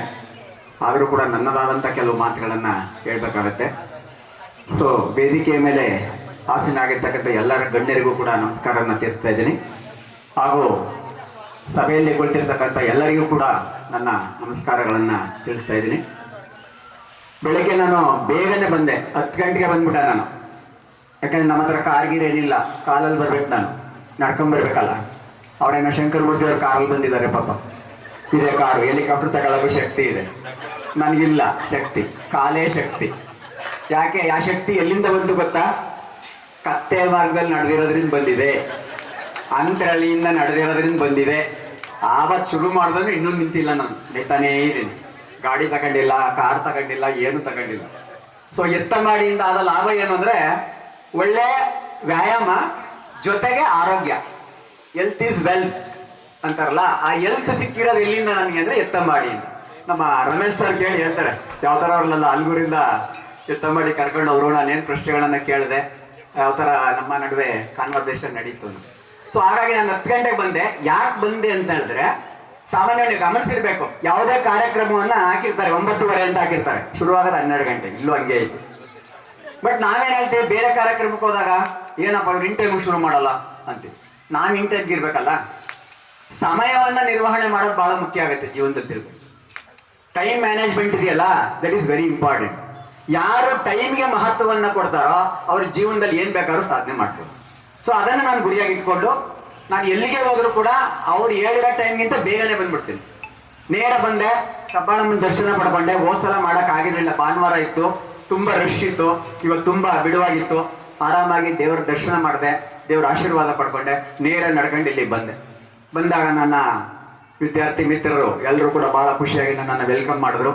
ನಾನು ನೋಡಿದಾಗ ಯಾವ್ದೋ ರಾಜ್ಯೋತ್ಸವದ ಪ್ರೋಗ್ರಾಮ್ ಬಂದ್ಬಿಟ್ಟಿದ್ದೀನಿ ಅನ್ನಿಸ್ಬಿಡ್ತು. ಯಾಕೆಂದ್ರೆ ಹೊರಗಡೆ ಬಾವುಟ ಹಾಕಿದ್ದಾರೆ, ಮತ್ತೆ ಬಲೂನ್ಸ್ ಎಲ್ಲ ಕಟ್ಟಿದ್ದಾರೆ. ಹಾಗೇನೆ ಮತ್ತೆ ಬರ್ಬೇಕಾದ್ರೆ ಸ್ಲೋಗನ್ಸ್ಗಳನ್ನ ಹಾಕಿದ್ದಾರೆ. ಅಲ್ಲಿ ಗಮನಿಸ್ತಿರೋ ಏನೋ ನೋಡಿಲ್ಲ, ಎಲ್ಲವನ್ನ ಬರ್ದಾಕಿದ್ದಾರೆ. ಬಹುಶಃ ಅದನ್ನೆಲ್ಲ ಒಂದ್ ಕಡೆಯಿಂದ ಓದ್ಕೊಂಡು ಬಂದೆ. ನಿಮ್ಮ ಉತ್ಸಾಹ, ನಿಮ್ಮ ಖುಷಿ, ನಿಮ್ಮ ಸಂಭ್ರಮ, ಸಡಗರ, ನಿಮ್ಮ ಡ್ರೆಸ್ಸು, ಎಲ್ಲರೂ ಒಂದೇ ರೀತಿಯ ಡ್ರೆಸ್ಗಳನ್ನ ಹಾಕೊಂಡು ಬಂದಿರೋ ರೀತಿ, ಒಂದು ಹಬ್ಬದ ಒಂದು ವಾತಾವರಣ ಇಲ್ಲಿ ಕಂಡು ಬರ್ತಾ ಇದೆ. ಬಹುಶಃ ಇದಕ್ಕೆಲ್ಲ ಕಾರಣ ಏನಪ್ಪಾ ಅಂದ್ರೆ ನೀವೆಲ್ಲ ನನ್ನ ಸ್ಟೂಡೆಂಟ್ಸ್.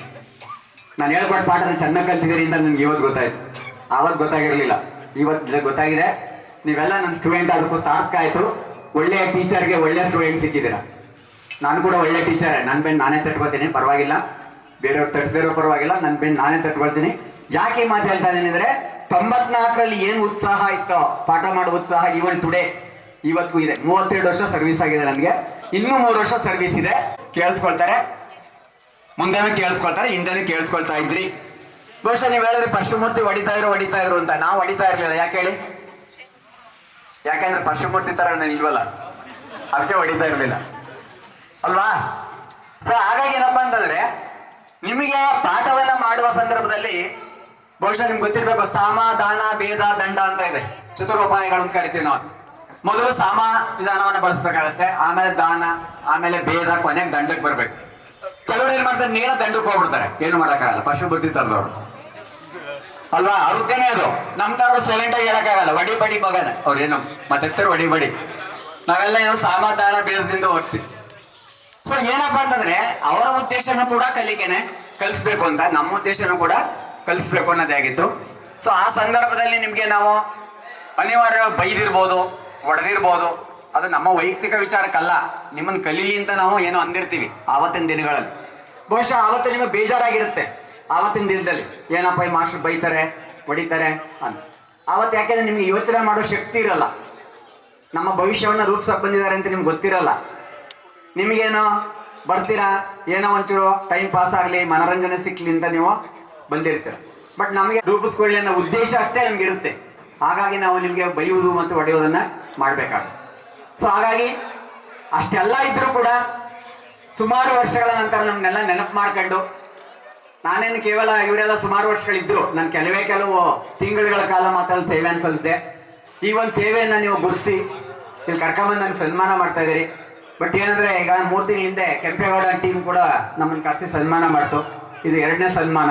ಬಹುಶಃ ನನಗೆ ಬೇಜಾರಾಗ್ತಾ ಇದ್ದಾರೆ, 8 ಸನ್ಮಾನ ಪಡ್ಕೊಂಡಿದ್ದಾರೆ, ನನ್ಗೆ 2 ಸಿಕ್ಕಿದೆ. ಮುಂದೆ ಸಿಗ್ಬೋದೆಲ್ಲ ಗೊತ್ತಿಲ್ಲ. ಜಸ್ಟ್ ಫಾರ್ ಎ ಜೋಕ್, ಸುಮ್ಮನೆ ತಮಾಷೆ ಮಾಡ್ತಾರೆ ಅಷ್ಟೇ. ಅದು 1 ಆಗಲಿ 2 ಆಗಲಿ, ಯಾವತ್ತೂ ಹೃದಯ ವೈಶಾಲ್ಯತೆ ಇರುತ್ತೆ. ನಿಮ್ಗೆಲ್ಲ ಇದೆ ಹೋಗಲ್ವಾ? ಹೃದಯ ವೈಶಾಲ್ಯತೆ ಇರಬೇಕು, ಗುರುತಿಸ್ಬೇಕು. ಅರ್ಥದಲ್ಲಿ ಈಗಾಗಲೇ ಎಲ್ಲ ಹೇಳಿದ್ರು, ತಂದೆ ತಾಯಿಗಳನ್ನ ಚೆನ್ನಾಗಿ ನೋಡ್ಕೊಳ್ಳಿ ಎಲ್ಲ ಹೇಳಿದ್ರು. ನೀವೆಲ್ಲ ನೋಡ್ಕೊತಾ ಇದ್ದೀರಾ ಆಲ್ರೆಡಿ.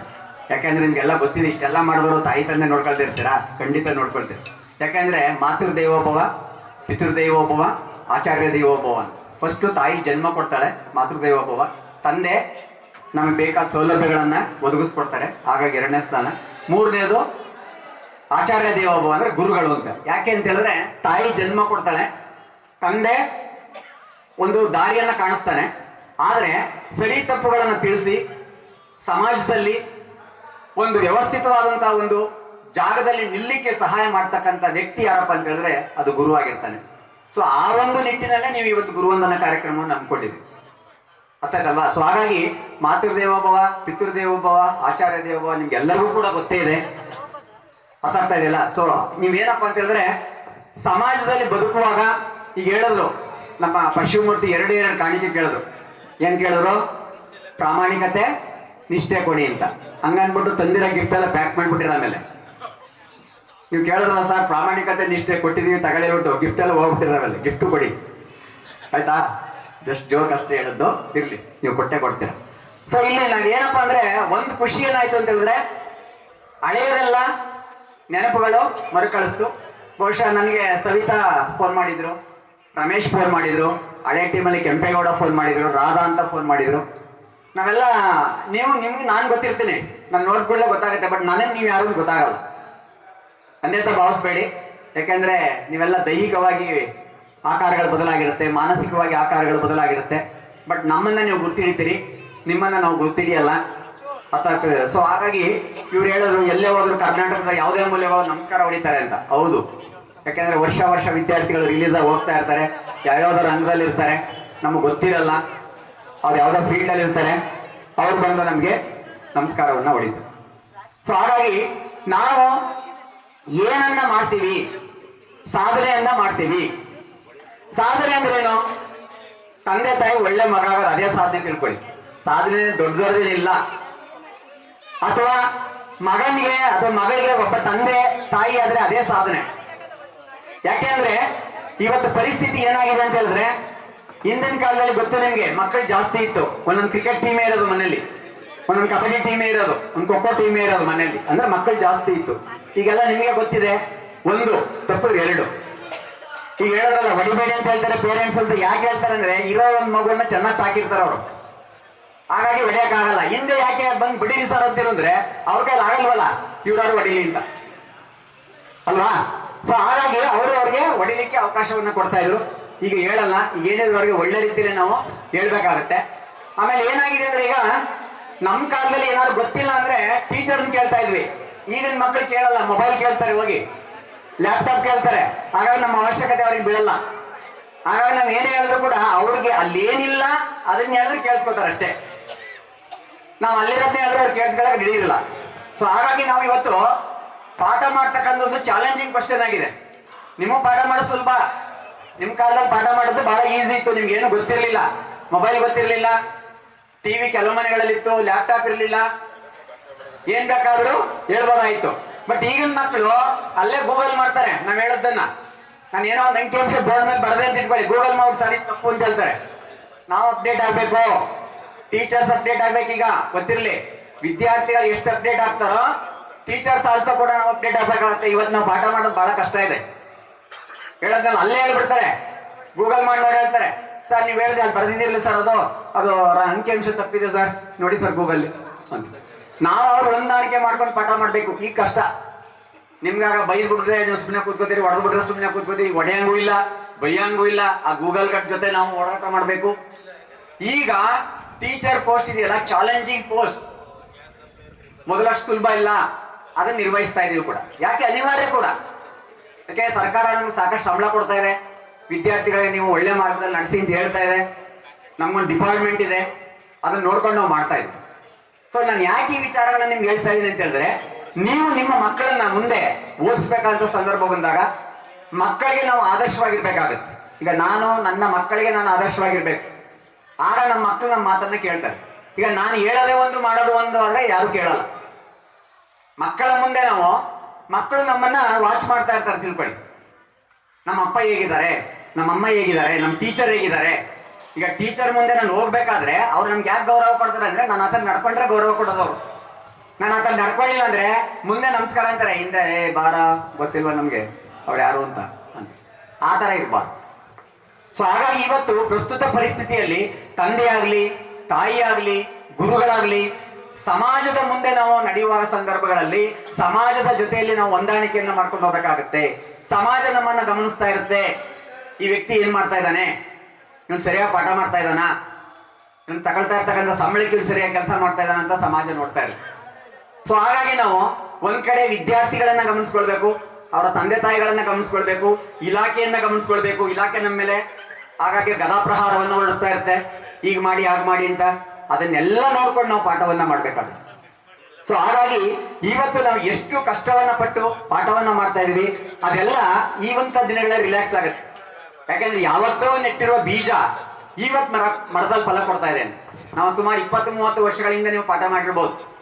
ಇವತ್ತು ನಮ್ಮನ್ನ ಗುರುಸಿ ಇಲ್ಲಿ ಕರ್ಕೊಂಡ್ಬಂದು ಸನ್ಮಾನ ಮಾಡಿದಿರಿ ಅಂದ್ರೆ ನಮಗೆ ಖುಷಿ ಆಗುತ್ತೆ.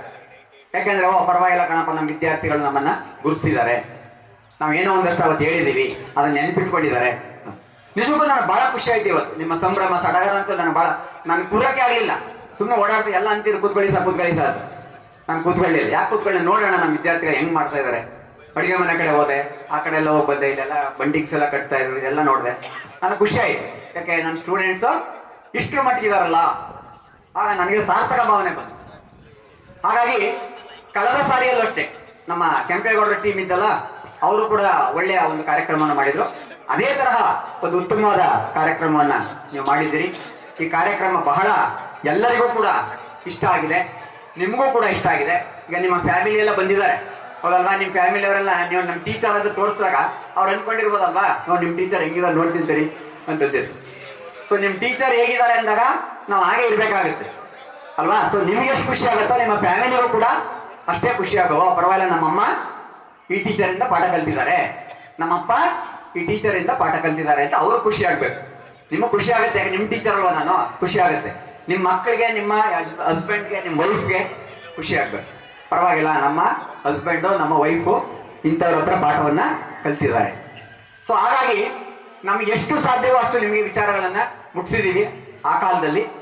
ಈಗ ಕಾಲ ಸಾಕಷ್ಟು ಬದಲಾಗಿದೆ, ನೀವೆಲ್ಲ ಕಲ್ತಿದ್ದೀರಿ. ಈ ಕಾರ್ಯಕ್ರಮದ ಯಶಸ್ವಿಯನ್ನು ನೋಡಿದಾಗಲೇ ಗೊತ್ತಾಯ್ತು ನನಗೆ. ತುಂಬಾ ಚೆನ್ನಾಗಿ ಮೂಡ್ ಬಂದಿದೆ, ಒಳ್ಳೆಯ ಕಾರ್ಯಕ್ರಮನ ಮಾಡಿದಿರಿ. ಇದನ್ನ ಮಾಡ್ಬೇಕಾದ್ರೆ ಎಷ್ಟು ಕಷ್ಟಪಟ್ಟಿದ್ದೀರಿ ನನ್ಗೆ ಗೊತ್ತಾಯ್ತು. ತನು ಮನ ಧನ ಎಲ್ಲ ರಚಿಸಿದಿರಿ. ತನು ಅಂದ್ರೆ ಶರೀರ, ಮನ ಅಂದ್ರೆ ಮನಸ್ಸು, ಅರ್ಥಲ್ಲ, ಹಣಕಾಸು ಇರ್ಲೇಬೇಕು, ಧನ ಅಂದ್ರೆ ಎಲ್ಲವನ್ನು ವಿನಿಯೋಗಿಸಿದ್ದೀರಿ. ಮತ್ತೆ ಇವತ್ತು ವೀಕ್ ಡೇಸ್ ಬೇರೆ, ಅವತ್ತು ಸಂಡೇ ಇಟ್ಟಿದ್ರು, ಇವತ್ತು ರಜಾ ಹಾಕೊಂಡು ಬಂದಿದ್ದೀರಿ ಕೆಲವರು, ಹೌದಲ್ವಾ? ಸೊ ಹಾಗಾಗಿ ನೀವು ಮಾಡ್ಬೇಕು ಅನ್ನೋ ಒಂದು ಒಳ್ಳೆಯ ಮನಸ್ಸಿನಿಂದ ಕಾರ್ಯಕ್ರಮ ಮಾಡಿದ್ವಿ. ಸೊ ಕಾರ್ಯಕ್ರಮ ಯಶಸ್ವಿ ಆಗಿದೆ. ಯಾವತ್ತೂ ತಿಳ್ಕೊಳ್ಳಿ, ಒಂದು ಕಾರ್ಯಕ್ರಮ ಯಶಸ್ವಿ ಆಗ್ಬೇಕು ಅಂದ್ರೆ ಒಳ್ಳೆಯ ಮನಸ್ಸಿರ್ಬೇಕು. ಒಳ್ಳೆಯ ಮನಸ್ಸಿದ್ರೆ ಕಾರ್ಯಕ್ರಮ ಯಾವುದೇ ಆಗ್ಲಿ ಯಶಸ್ವಿ ಆಗುತ್ತೆ. ಸೊ ಹಾಗಾಗಿ ನೀವೆಲ್ಲರೂ ಕೂಡ ಇವತ್ತು ಒಳ್ಳೆಯ ಮನಸ್ಸಿನಿಂದ ಈ ಕಾರ್ಯಕ್ರಮವನ್ನು ಮಾಡಿದ್ದೀರಿ. ಹಾಗಾಗಿ ಈ ಕಾರ್ಯಕ್ರಮ ಒಳ್ಳೆಯ ಯಶಸ್ವಿಯನ್ನ ಕಂಡಿದೆ. ನೀವು ಏನೋ ನಮ್ಗೆ ಉದಾಹರಣೆಗೆ ತಿನ್ಲಿಕ್ಕೆ ಏನ್ ಕೊಟ್ರಿ, ಊಟ ಏನ್ ಕೊಟ್ರಿ, ಅದೆಲ್ಲ ಇಂಪಾರ್ಟೆಂಟ್. ಕಾಣಿಕೆ ಏನ್ ಕೊಟ್ರಿ ಅದೆಲ್ಲ ಇಂಪಾರ್ಟೆಂಟ್. ಒಂದು ಕಾರ್ಯಕ್ರಮ ಅಂದಾಗ, ಈಗ ನಾವು ಕಾಲೇಜಲ್ಲಿ ಅಥವಾ ಸ್ಕೂಲಲ್ಲಿ ಒಂದು ಕಾರ್ಯಕ್ರಮ ಮಾಡಿದಾಗ ಲಾಸ್ಟ್ ಅಲ್ಲಿ ನಾವು ಔಟ್ಕಮ್ ನೋಡ್ತೀವಿ, ಆ ಕಾರ್ಯಕ್ರಮ ಎಷ್ಟು ಚೆನ್ನಾಗಿ ಬಂತು ಅಂತ. ಅದು ಖುಷಿ ಆಗ್ಬೇಕು ಎಲ್ಲರಿಗೂ. ಸೊ ಅಂತಹ ಒಂದು ಖುಷಿ ಆಗಿದೆ. ಅರ್ಥಾಗ್ತದೆ, ಬೆಳಿಗ್ಗೆಯಿಂದ ನಾವು ಒಳಗಡೆ ಎಂಟ್ರಿ ಆಗ್ತಗಳಿಂದ ಇಲ್ಲಿವರೆಗೂ ಕೂಡ, ಇನ್ನು ಮುಂದೆ ಕೂಡ ಕಾರ್ಯಕ್ರಮ ಯಶಸ್ವಿ ಆಗುತ್ತೆ. ಎಲ್ಲರೂ ಕೂಡ ಖುಷಿ ಪಟ್ಟಿದ್ದಾರೆ. ಇಲ್ಲಿರ್ತಕ್ಕಂಥ ವೇದಿಕೆ ಮೇಲೆ ಇರ್ತಕ್ಕಂಥ ಎಲ್ಲಾ ಗಣ್ಯರು ಬಹಳ ಸಂತೋಷ ಪಟ್ಟಿದ್ದಾರೆ, ಖುಷಿ ಪಟ್ಟಿದ್ದಾರೆ. ನೀವೆಲ್ಲರೂ ಕೂಡ ಖುಷಿ ಪಟ್ಟಿದ್ದಾರೆ, ಅರ್ಥಾಯ್ತಲ್ವಾ? ಸೊ ನಾವೆಲ್ಲರೂ ಕೂಡ ಉತ್ತಮ ನಾಗರಿಕರಾಗೋಣ, ಹಕ್ಕುಗಳನ್ನ, ಕರ್ತವ್ಯಗಳನ್ನ ಪಾಲಿಸೋಣ. ಸರ್ಕಾರ ಹೇಳ್ತದೆ, ಒಂದ್ ಕಡೆ ಹಕ್ಕುಗಳನ್ನ ಕೇಳ್ತೀವಿ, ಒಂದ್ ಕಡೆ ಕರ್ತವ್ಯಗಳನ್ನ ಮಾಡ್ಬೇಕಾಗತ್ತೆ. ಬರೀ ಹಕ್ಕುಗಳನ್ನ ಮಾತ್ರ ಕೇಳೋದಲ್ಲ, ಕರ್ತವ್ಯಗಳನ್ನ ಕೂಡ ಮಾಡಬೇಕು. ಸಮಾಜದಲ್ಲಿ ಒಳ್ಳೆಯ ನಾಗರಿಕರಾಗಿ ನಾವು ಜೀವನವನ್ನ ಮಾಡ್ಬೇಕಾಗತ್ತೆ. ಹಾಗಾಗಿ ನಾವು ಒಬ್ಬ ಮಾದರಿಯ ಪ್ರಜೆಯಾಗಿ ನಾವು ಜೀವನವನ್ನ ಮಾಡ್ಬೇಕಾಗತ್ತೆ. ಸೊ ಅವೆಲ್ಲ ಜವಾಬ್ದಾರಿಗಳು ಕೂಡ ನಮ್ಮ ಮೇಲಿದೆ, ಅರ್ಥದಲ್ವಾ? ಸೊ ಹಾಗಾಗಿ ನೀವೆಲ್ಲರೂ ಕೂಡ ಇಷ್ಟೆಲ್ಲ ಕಷ್ಟಪಟ್ಟು, ಪಾಪ ನೋಡಿ ನೀವೆಲ್ಲ ಹೆಣ್ಮಕ್ಳು ಕೂತಿರಲ್ಲ, ಬಾಯ್ಸ್ ಎಲ್ಲ ಪಾಪ ನಿಂತ್ಕೊಂಡು ಓಡಾಡ್ತಾ ಇದ್ದಾರೆ, ರಿಸ್ಕ್ ತಗೊಂಡಿದ್ದಾರೆ. ನೀವು ರಿಸ್ಕ್ ತಗೊಂಡಿದ್ದೀರಿ ಇಲ್ಲ ಅಂತಲ್ಲ, ಬಟ್ ಟೋಟಲಿ ಯಾವುದೇ ಒಂದು ಕಾರ್ಯಕ್ರಮ ಮಾಡ್ಬೇಕಾದ್ರೆ ರಿಸ್ಕ್ ಇರುತ್ತೆ ಅಲ್ವಾ? ರಿಸ್ಕ್ ಅನ್ನ ನೀವು ತಗೊಂಡಿದ್ದೀರಿ. ಇಷ್ಟೆಲ್ಲ ಕಷ್ಟಪಟ್ಟು ಆಯೋಜನೆ ಮಾಡಿ, ಫೋನ್ ಮಾಡಿ, ಕರ್ಸಿ, ಅವಕ್ಕೆಲ್ಲ ದುಡ್ಡೆಲ್ಲ ವ್ಯವಸ್ಥೆ ಮಾಡಿ ಎಲ್ಲ ಮಾಡಿದ್ದೀರಾ. ಸೊ ನೀವೆಲ್ಲರೂ ಕೂಡ ಕಬ್ಬಾಳಮ್ಮ ನಿಮ್ಗೆ ಒಳ್ಳೇದು ಮಾಡಲಿ, ಅಥವಾ ನಿಮ್ ಬಾಳು ಬಂಗಾರ ಆಗಲಿ, ಅಥವಾ ನೀವು ಏನೇನು ಅನ್ಕೊಂಡಿದ್ದೀರಾ ಅದೆಲ್ಲ ಈಡೇರಲಿ. ನಿಮ್ಗೆಲ್ಲ ಆ ಭಗವಂತ ಸಾಕಷ್ಟು ಒಳ್ಳೆಯ ಮನಸ್ಸನ್ನ ಕೊಡ್ಲಿ, ಈಗಾಗಲೇ ಕೊಟ್ಟಿದ್ದಾನೆ, ಇನ್ನೂ ಒಳ್ಳೆಯ ಮನಸ್ಸನ್ನ ಕೊಡ್ಲಿ, ನಿಮ್ಗೆಲ್ಲ ಶುಭವಾಗ್ಲಿ. ಮತ್ತೆ ನಿಮ್ಗೆ ಏನೇ ಸಮಸ್ಯೆಗಳು ಬರದೇ ಇರಲಿ. ಒಂದ್ ವೇಳೆ ಸಮಸ್ಯೆ ಬಂದ್ರೆ ಸಮಸ್ಯೆಗಳನ್ನ ವಿಘ್ನ ವಿನಾಯಕ ದೂರ ಮಾಡ್ಲಿ. ನಿಮ್ಗೆಲ್ಲರಿಗೂ ಕೂಡ ಒಳ್ಳೆಯ ಶಕ್ತಿ ಕೊಡ್ಲಿ, ದೈಹಿಕ ಶಕ್ತಿ ಕೊಡ್ಲಿ, ಮಾನಸಿಕ ಶಕ್ತಿ ಕೊಡ್ಲಿ. ಎರಡೂ ಇರಬೇಕು, ಫಿಸಿಕಲ್ ಅಂಡ್ ದೆನ್ ಮೆಂಟಲ್. ಮಾನಸಿಕವಾಗಿಯೂ ಕೂಡ ನೀವು ಸದೃಢರಾಗಿರ್ಬೇಕು, ದೈಹಿಕವಾಗಿಯೂ ಕೂಡ ಸದೃಢರಾಗಿರ್ಬೇಕು. ಅವೆಲ್ಲ ಆಗಬೇಕು ಅಂತಂದ್ರೆ ನಿಮ್ಗೆ ಒಳ್ಳೆಯ ಮನಸ್ಸಿರ್ಬೇಕು. ಅದಿದೆ ನಿಮ್ಗೆ. ಎತ್ತಂಬಾಡಿ ಗ್ರಾಮ ಅಂದ್ರೆ ಅದು ಹಂಗೇನೆ. ಅಥವಾ ಎತ್ತಂಬಾಡಿ ಹುಟ್ಟಿದಿರಿ ಅಂದ್ರೆ ಅದು ನಿಮ್ಮ ಪುಣ್ಯ, ಎತ್ತಂಬಾಡಿಲಿ ಓದಿದಿರಿ ಅಂದ್ರೆ ಅದು ನಿಮ್ಮ ಪುಣ್ಯ, ಎತ್ತಂಬಾಡಿಲಿ ನಾನು ಕೆಲಸ ಮಾಡಿದ್ದೀನಿ ಅಂದ್ರೆ ಅದು ನನ್ನ ಪುಣ್ಯ. ಹೇಳಿದ್ರೆ ನಿಮ್ಗೆ ಆಗ್ಲೇ ಹೇಳಿದ್ನಲ್ಲ, ವ್ಯಾಯಾಮ ಮಾಡಿದೆ, ಆರೋಗ್ಯ ಸಿಕ್ತು, ನಡೆದೆ, ಇವತ್ತು ನಡೀತಾನೆ ಇದ್ದೀನಿ, ನಡ್ಕೊಂಡು ಹೋಗ್ತಾನೆ ಇದ್ದೀನಿ, ಮುಂದೆನೂ ನಡೀತೇನೆ. ಅರ್ಥದಲ್ವಾ? ಯಾಕೆಂದ್ರೆ ಈಗೆಲ್ಲ ಗೊತ್ತಿರೋ ನಿಮ್ಗೆ ಎಲ್ಲ ನಡೆಯೋದೆಲ್ಲ ಬಿಟ್ಬಿಟ್ಟಿದ್ದಾರೆ, ವ್ಯಾಯಾಮಗಳೇ ಮಾಡ್ತಾ ಇಲ್ಲ ಯಾರು. ಎಲ್ಲ ಟ್ರೆಡ್ಮಿಲ್ ತಗೊಂಡು ಮನೇಲಿ ವ್ಯಾಯಾಮ ಮಾಡ್ತಾರೆ, ವಾಕ್ ಮಾಡಲ್ಲ, ಇಷ್ಟು ಅಷ್ಟಕ್ಕೆಲ್ಲ ವೆಹಿಕಲ್ ಬಳಸ್ತಾರೆ. ಸೊ ಅದು ಆರೋಗ್ಯದ ಮೇಲೆ ಕೆಟ್ಟ ಪರಿಣಾಮವನ್ನ ಬೀರುತ್ತೆ. ನೀವೆಲ್ಲರೂ ತಿಳ್ಕೊಳ್ಳಿ, ದೈಹಿಕ ಮತ್ತು ಮಾನಸಿಕ ವ್ಯಾಯಾಮ ಎರಡೂ ಸರಿ ಇರಲಿ. Physically and then mentally fit ಇರಬೇಕು. ದೇಹ ಎಷ್ಟು ಸದೃಢವಾಗಿರುತ್ತೋ ಮನಸ್ಸು ಕೂಡ ಅಷ್ಟೇ ಸದೃಢವಾಗಿರ್ಬೇಕು. ಅದನ್ನ ಎಲ್ಲರೂ ಕೂಡ ರೂಢಿಸ್ಕೊಳ್ಳಿ. ಅರ್ಥಲ್ವಾ? ಅದಕ್ಕೆ ಸಂಬಂಧಪಟ್ಟಂತೆ ಈಗಾಗಲೇ ಯೋಗಗಳನ್ನು ಮಾಡಬೇಕು, ಪ್ರಾಣಾಯಾಮಗಳನ್ನು ಮಾಡಬೇಕು, ಒಳ್ಳೆಯ ಕಥೆಗಳನ್ನು ಓದಬೇಕು, ಅಥವಾ ಒಳ್ಳೆಯ ವಿಚಾರಗಳನ್ನು ಆಲೋಚನೆ ಮಾಡಬೇಕು. ಈಗ ಮೊಬೈಲ್ ಇದೆ, ಮಕ್ಕಳ ಕೈಲಿ ಮೊಬೈಲ್ ಇರುತ್ತೆ, ಅದ್ರಲ್ಲಿ ಒಳ್ಳೆಯ ವಿಚಾರಗಳು ಬರುತ್ತೆ, ಕೆಟ್ಟ ವಿಚಾರಗಳು ಬರುತ್ತೆ. ಒಳ್ಳೆಯದ್ರ ಕಡೆ ಗಮನ ಕೊಡ್ಬೇಕು. ಟಿವಿಯಲ್ಲಿ ಒಳ್ಳೇದು ಬರುತ್ತೆ, ಕೆಟ್ಟದು ಬರುತ್ತೆ, ಒಳ್ಳೆಯದ್ರ ಕಡೆ ಗಮನ ಕೊಡ್ಬೇಕು. ಯಾಕಂದ್ರೆ ಇವತ್ತು ಸಮಾಜ ಏನಾಗಿದೆ ಅಂದ್ರೆ ಒಳ್ಳೆದ್ರ ಕಡೆ ಹೋಗಕ್ಕೆ ಬಿಡ್ತಾ ಇಲ್ಲ, ನಮ್ಗೆ ಕೆಟ್ಟದ್ರ ಕಡೆಗೆ ಎಳಿತಾ ಇರುತ್ತೆ ಜ್ಞಾನ. ಸೊ ಹಾಗಾಗಿ ಮನಸ್ಸನ್ನ ಕಂಟ್ರೋಲಲ್ಲಿ ಇಟ್ಕೊಳ್ಳಿ, ಆ ಮನಸ್ಸನ್ನು ಒಳ್ಳೆಯದ್ರ ಕಡೆ ತಿರುಗಿಸಿ. ಹಾಗಾಗಿ ನಿಮ್ಗೆ ಒಳ್ಳೆಯ ಯಶಸ್ಸು ಸಿಗುತ್ತೆ. ಎಲ್ಲದೂ ಕೂಡ ದೇವರ ಪ್ರೇರಣೆ ಇರುತ್ತೆ. ದೇವರು ನಾವು ಒಳ್ಳೆಯದನ್ನ ಮಾಡಿದ್ರೆ ಒಳ್ಳೆಯದನ್ನೇ ಕೂಡ ನಮ್ಗೆ ಮಾಡ್ತಾನೆ. ಸೊ ಹಾಗಾಗಿ ಈ ಒಂದು ಮಾತಿನಲ್ಲಿ ನಿಮ್ಗೆ ಏನಾದ್ರು ಬೇಸರ ಆದರೆ ಡಿಲೀಟ್ ಮಾಡಿ. ಮೊಬೈಲ್ ಭಾಷೆಯಲ್ಲಿ ಹೇಳ್ತಾ ಇದ್ದೀನಿ, ನಾನು ಆಡಿದ ಮಾತುಗಳು ನಿಮ್ಗೆ ಏನಾದ್ರು ಬೇಸರ ತಂದರೆ ಡಿಲೀಟ್ ಮಾಡಿ. ಒಂದು ವೇಳೆ ಇಷ್ಟ ಆದರೆ ಸೇವ್ ಮಾಡ್ಕೊಳ್ಳಿ. ಅರ್ಥ ಆಗ್ತದಲ್ವಾ? ಮೊಬೈಲ್ ಭಾಷೆಯಲ್ಲಿ ಹೇಳ್ತಾ ಇದ್ದೀನಿ, ಇಷ್ಟ ಆದರೆ ಸೇವ್ ಮಾಡ್ಕೊಳ್ಳಿ, ಇಷ್ಟ ಆಗಿದ್ರೆ ಡಿಲೀಟ್ ಮಾಡಿ. ಯಾರು ಕೂಡ ಬೈಕೊಳ್ಬೇಡಿ, ಏನಪ್ಪ ಇಷ್ಟೆಲ್ಲ ಪಡೆದುಬಿಟ್ರು, ಊಟದ ಟೈಮ್ ಆಗ್ತಾ ಇದೆ ಅಂತ. ಊಟ ದಿನ ಮಾಡ್ತೀವಿ ಅಲ್ವಾ? ಒಂದು ಅನ್ನದಾಸೋಹ, ಇನ್ನೊಂದು ಜ್ಞಾನದಾಸೋಹ. ಅಲ್ಲಿ ಅನ್ನದಾಸೋಹಕ್ಕೆ ಏರ್ಪಾಡು ಮಾಡ್ತಾ ಇದ್ದಾರೆ, ಇಲ್ಲಿ ನಡೀತಾ ಇರೋದೇನು ಹೇಳಿ? ಜ್ಞಾನದಾಸೋಹ. ಅದು ಯಾವಾಗ ಬೇಕಾದ್ರೂ ಸಿಗುತ್ತೆ. ನೀವು ಮನೇಲಿ ಬೇಕಾದ್ರೂ ಅಡುಗೆ ಮಾಡ್ಕೊಂಡು ಊಟ ಮಾಡ್ಬೋದು ಚೆನ್ನಾಗಿ, ಬಟ್ ಮಾತು ಸಿಗಲ್ಲ. ಸಿಗಲ್ಲ ಅಂದ್ರೆ ಸಿಗುತ್ತೆ, ಬಟ್ ಇವರೆಲ್ಲ ಬಂದು ಕೂತ್ಕೊಂಡು ನೀವು ಮಾತಾಡಲ್ಲ. ಸೊ ಹಾಗಾಗಿ ಸ್ವಲ್ಪ ನೀವು ತ್ಯಾಗವನ್ನ ಮಾಡ್ಬೇಕಾಗುತ್ತೆ, ಸಮಯವನ್ನ ನೀವು ನಮಗೆ ಕೊಡ್ಬೇಕಾಗುತ್ತೆ. ಈಗಾಗಲೇ ಸಾಕಷ್ಟು ಸಮಯ ತಗೊಂಡಿದ್ದೀನಿ ನಾನು, ಅದು ಬೇರೆ ವಿಚಾರ. ಆ ಸಮಯವನ್ನ ಕೊಟ್ಟಾಗ ಏನಾಗುತ್ತೆ, ನೀವು ನಮ್ಮನ್ನು ಎಷ್ಟು ಕರೆಸಿದಿರೋ ಅದಕ್ಕಿಂತ ಮುಖ್ಯವಾಗಿ ನಾವು ಹೇಳುವ ಮಾತುಗಳನ್ನು ನೀವು ಮನನ ಮಾಡ್ಕೊಳ್ಬೇಕು, ಅದು ಇಂಪಾರ್ಟೆಂಟ್ ಆಗಿ. ಸೊ ಹಾಗಾಗಿ ಅನ್ನದಾಸೋಹ ದೇಹಕ್ಕೆ ಬೇಕು, ಜ್ಞಾನದಾಸೋಹ ಮನಸ್ಸಿಗೆ ಬೇಕು. ಅನ್ನದಾಸೋಹ ರೆಡಿ ಆಗ್ತಾ ಇದೆ, ಜ್ಞಾನದಾಸೋಹ ಇಲ್ಲಿ ಕೊಡ್ತಾ ಇದ್ದೀವಿ. ದಯವಿಟ್ಟು ಎಲ್ಲರೂ ಕೂಡ ನೀವು ಸ್ವೀಕರಿಸಬೇಕಾಗುತ್ತೆ. ಅನಿವಾರ್ಯವಾಗಿ ನಿಮ್ಮ ಸಮಯವನ್ನು ಇಲ್ಲಿ ಇನ್ವೆಸ್ಟ್ ಮಾಡಬೇಕಾಗತ್ತೆ. ಕೊಟ್ಟಿದ್ದೀರಿ ನೀವೆಲ್ಲರೂ ಕೂಡ, ಯಾಕಂದ್ರೆ ಸಮಯ ಬಹಳ ಮುಖ್ಯ, ಅಮೂಲ್ಯವಾದದ್ದು. ಸಮಯವನ್ನು ವ್ಯರ್ಥ ಮಾಡಬಾರ್ದು, ನಾವು ಜಾಸ್ತಿ ಕೂಡ ಬಳಸ್ಕೊಳ್ಬಾರ್ದು. ಅಷ್ಟೇ, ಅತಿಯಾದರೆ ಅಮೃತವು ವಿಷ ಅಂತ ಹೇಳ್ತಾರೆ. ಜಾಸ್ತಿ ಮಾತಾಡಿದ್ರೆ ಇದೇನಪ್ಪ ಕೊರದ ಅಂದ್ಬಿಡ್ತೀರ ನೀವು. ಅರ್ಥದಲ್ಲ? ಆಲ್ರೆಡಿ ಕೊರದಿದ್ದೀನಿ, ಅದು ಬೇರೆ ವಿಚಾರ. ಅರ್ಥದಲ್ಲ? ಸೊ ಹಾಗಾಗಿ ನಾನು ಮಾತಾಡ್ಬೇಕಾದ್ರೆ ನನಗೆ ಏನು ಅಂದ್ರೆ, ನಾನು ಲಾಸ್ಟ್ ಟೈಮ್ ಯಾವಾಗಲೂ ಹೇಳ್ತಾ ಇರ್ತೀನಿ, ಮೈಕ್ ಸಿಗಬಾರ್ದು ನನ್ನ ಕೈಗೆ ಅಂತ. ಸಿಕ್ಬಿಟ್ರೆ ಮುಗಿದ ಕತೆ. ಯಾಕಂದ್ರೆ ನಮಗೆಲ್ಲ ಒಂದೊಂದು ಗಂಟೆ ಬೆಲ್ ಹೊಡೆದು ರೂಢಿ. ಶುರು ಮಾಡಿದ್ರೆ ಚಾಕ್ ಪೀಸ್ ಹಿಡ್ಕೊಂಡು 1 hour ಪಾಠ ಮಾಡೋದು ನಾವು, ಬೆಲ್ ಹೊಡೆದ್ರೆ ಬಿಡೋದು ಕೆಳಗಡೆ. ಸೊ ಹಾಗಾಗಿ 1 hourಗೋಸ್ಕರ ಕಾಯಲ್ಲ, ಯಾಕಂದ್ರೆ ಯಾರು ಬೆಲ್ ಹೊಡೆಯೋರು ಇಲ್ಲ.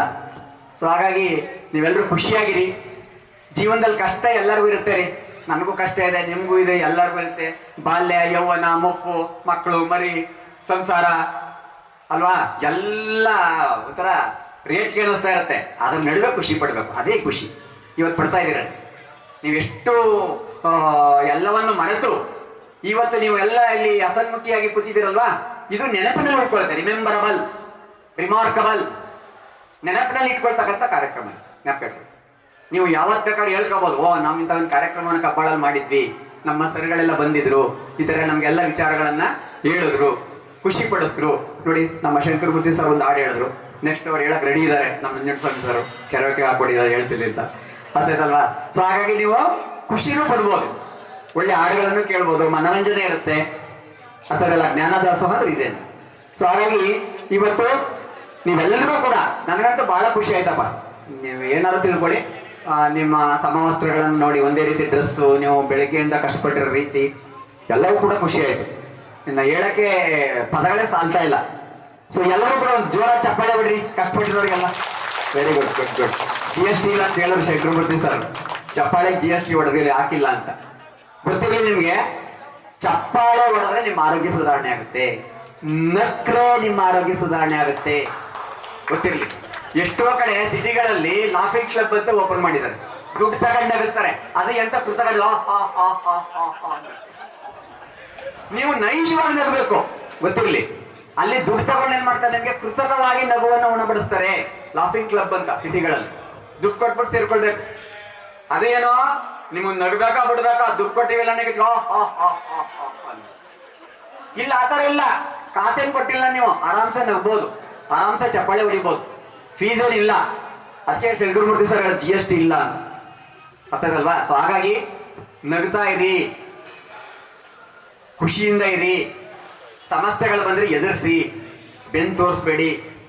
ಎಲ್ಲರಿಗೂ ಇದೆ ಸಮಸ್ಯೆ, ಅರ್ಥಲ್ಲ? ಒಳ್ಳೊಳ್ಳೆ ಹಾಡುಗಳು ಬರೆದಿದ್ದಾರೆ ಕನ್ನಡದಲ್ಲಿ. ಹಿಂದಿನ ಕಾಲದ ಹಾಡುಗಳನ್ನ ಕೇಳಿ, ಅಲ್ಲಿರೋ ಸಾಹಿತ್ಯಗಳನ್ನು ಬರ್ಕೊಳ್ಳಿ, ನೀವು ಅದನ್ನ ಮನನ ಮಾಡ್ಕೊಳ್ಳಿ. ಅಲ್ಲೆಲ್ಲ ಹೇಳಿದ್ದಾರೆ. ನಾವೇನ್ ಮಾಡ್ತೀವಿ, ಸುಮ್ಮನೆ ಹಾಡು ಕೇಳ್ಬಿಟ್ಟು ಈ ಕಿವಿಲಿ ಬಿಟ್ಬಿಡ್ತೀವಿ. ಹಾಡುಗಳ ಸಾಹಿತ್ಯವನ್ನ ನೀವು ಫಾಲೋ ಮಾಡ್ಬೇಕು. ಅಲ್ಲಿ ಬದುಕಿನ ಜೀವನ ಶೈಲಿ ಹೇಗೆ ಅಂತ ಬರ್ತಿದ್ದಾರೆ ಹಾಡುಗಳಲ್ಲಿ, ಅದನ್ನ ರೂಢಿಸ್ಕೊಳ್ಳಿ. ಹಾಗಾಗಿ ನಿಮ್ಗೆಲ್ಲರಿಗೂ ಒಳ್ಳೆಯದಾಗ್ಲಿ, ಶುಭವಾಗ್ಲಿ. ನನ್ನ ಮಾತುಗಳನ್ನ ಇಷ್ಟಪಟ್ಟೋ ಕಷ್ಟಪಟ್ಟೋ ಕೇಳ್ತಾ ಇದ್ದೀರಾ, ಇಷ್ಟಪಟ್ಟಿದ್ದೀರಾ ಅಂತ ನಾನಾದ್ರೂ ಭಾವಿಸ್ತಿದ್ದೀನಿ. ಓಕೆ, ಬಹಳ ಸಂತೋಷ. ಚಪ್ಪಾಳೆ ನಿಲ್ಲೋ ಅಥವಾ ನನ್ನ ಮಾತು ಗೊತ್ತಾಗ್ತಾ ಇಲ್ಲ. ನೀವು ಚಪ್ಪಾಳೆ ಹೊಡೆದು ಬಿಟ್ಟಿದ್ದಾರೆ, ಇನ್ನೇನು ಮಾಡೋಕ್ಕಾಗಲ್ಲ. ಅರ್ಥದಲ್ಲೂ ನಿಲ್ಲಿಸ್ಲೇಬೇಕು. ಯಾಕೆಂದ್ರೆ ಜ್ಞಾನದಾಸೋಹ ಜಾಸ್ತಿ ಅನ್ನಿಸ್ತಾ ಇದೆ, ಅನ್ನದಾಸೋಹದ ಕಡೆ ಜ್ಞಾನ ಎಳಿತಾ ಇದೆ. Okay, no problem. ಯಾಕೆಂದ್ರೆ ನಮಗೆ ಇವೆಲ್ಲ ಮಾಮೂಲಿ. ಯಾಕೆಂದ್ರೆ ನಾನು ಮಾತಾಡಿ ಬೇರೆ ಬೇರೆ ಫಂಕ್ಷನ್ಗಳಲ್ಲಿ ರೂಢಿ ಇದೆ. ಅರ್ಥದಲ್ಲ, ನಿಮ್ಮ ನೋಡ್ತಾ ಇದ್ರೆ ಗೊತ್ತಾಗುತ್ತೆ ನಿಮ್ಮ ಮನೋಭಾವನೆಗಳು ಏನೇನು ಆಗ್ತಾಯಿದೆ ಮನಸ್ಸಲ್ಲಿ ಅಂತ ನನಗೆ ಕಾಣಿಸ್ತಾ ಇರುತ್ತೆ. ಅರ್ಥದಲ್ಲ. ಸೊ ಹಾಗಾಗಿ ಎಷ್ಟೋ ಜನ ಫಿಸಿಕಲಿ ಪ್ರೆಸೆಂಟ್ ಇರ್ತಾರೆ, ಮೆಂಟಲಿ ಆಬ್ಸೆಂಟ್. ಸುಮ್ಮನೆ ಕೂತಿರ್ತಾರೆ ಇಲ್ಲಿ ಸ್ಟೈಲಾಗಿ, ಅವ್ರ ಮನಸ್ಸು ಎಲ್ಲೋ ಸುತ್ತಾ ಇರುತ್ತೆ. ಆ ಥರ ಎಷ್ಟೋ ಜನ ಇಲ್ಲಿ ಇರ್ಬೋದೇನೋ, ಇಲ್ಲ ಅನ್ಕೊಂಡಿದ್ದೀನಿ. Okay, thank you very much. ಒಳ್ಳೇದಾಗಲಿ, ಒಳ್ಳೆ ಕಾರ್ಯಕ್ರಮ, ಚೆನ್ನಾಗಿ ಮೂಡ್ ಬಂತು. ನೀವೆಲ್ಲ ಖುಷಿ ಪಡ್ಬೋದು. ನನ್ನ ಸ್ಟೂಡೆಂಟ್ಸು, ನಾನು ಒಳ್ಳೆ ಟೀಚರ್, ನೀವೆಲ್ಲ ಕೂಡ ಒಳ್ಳೆ ಸ್ಟೂಡೆಂಟ್ಸ್. 1 ಸೆಕೆಂಡ್ ಚಪ್ಪಾಳೆ. Thank you very much.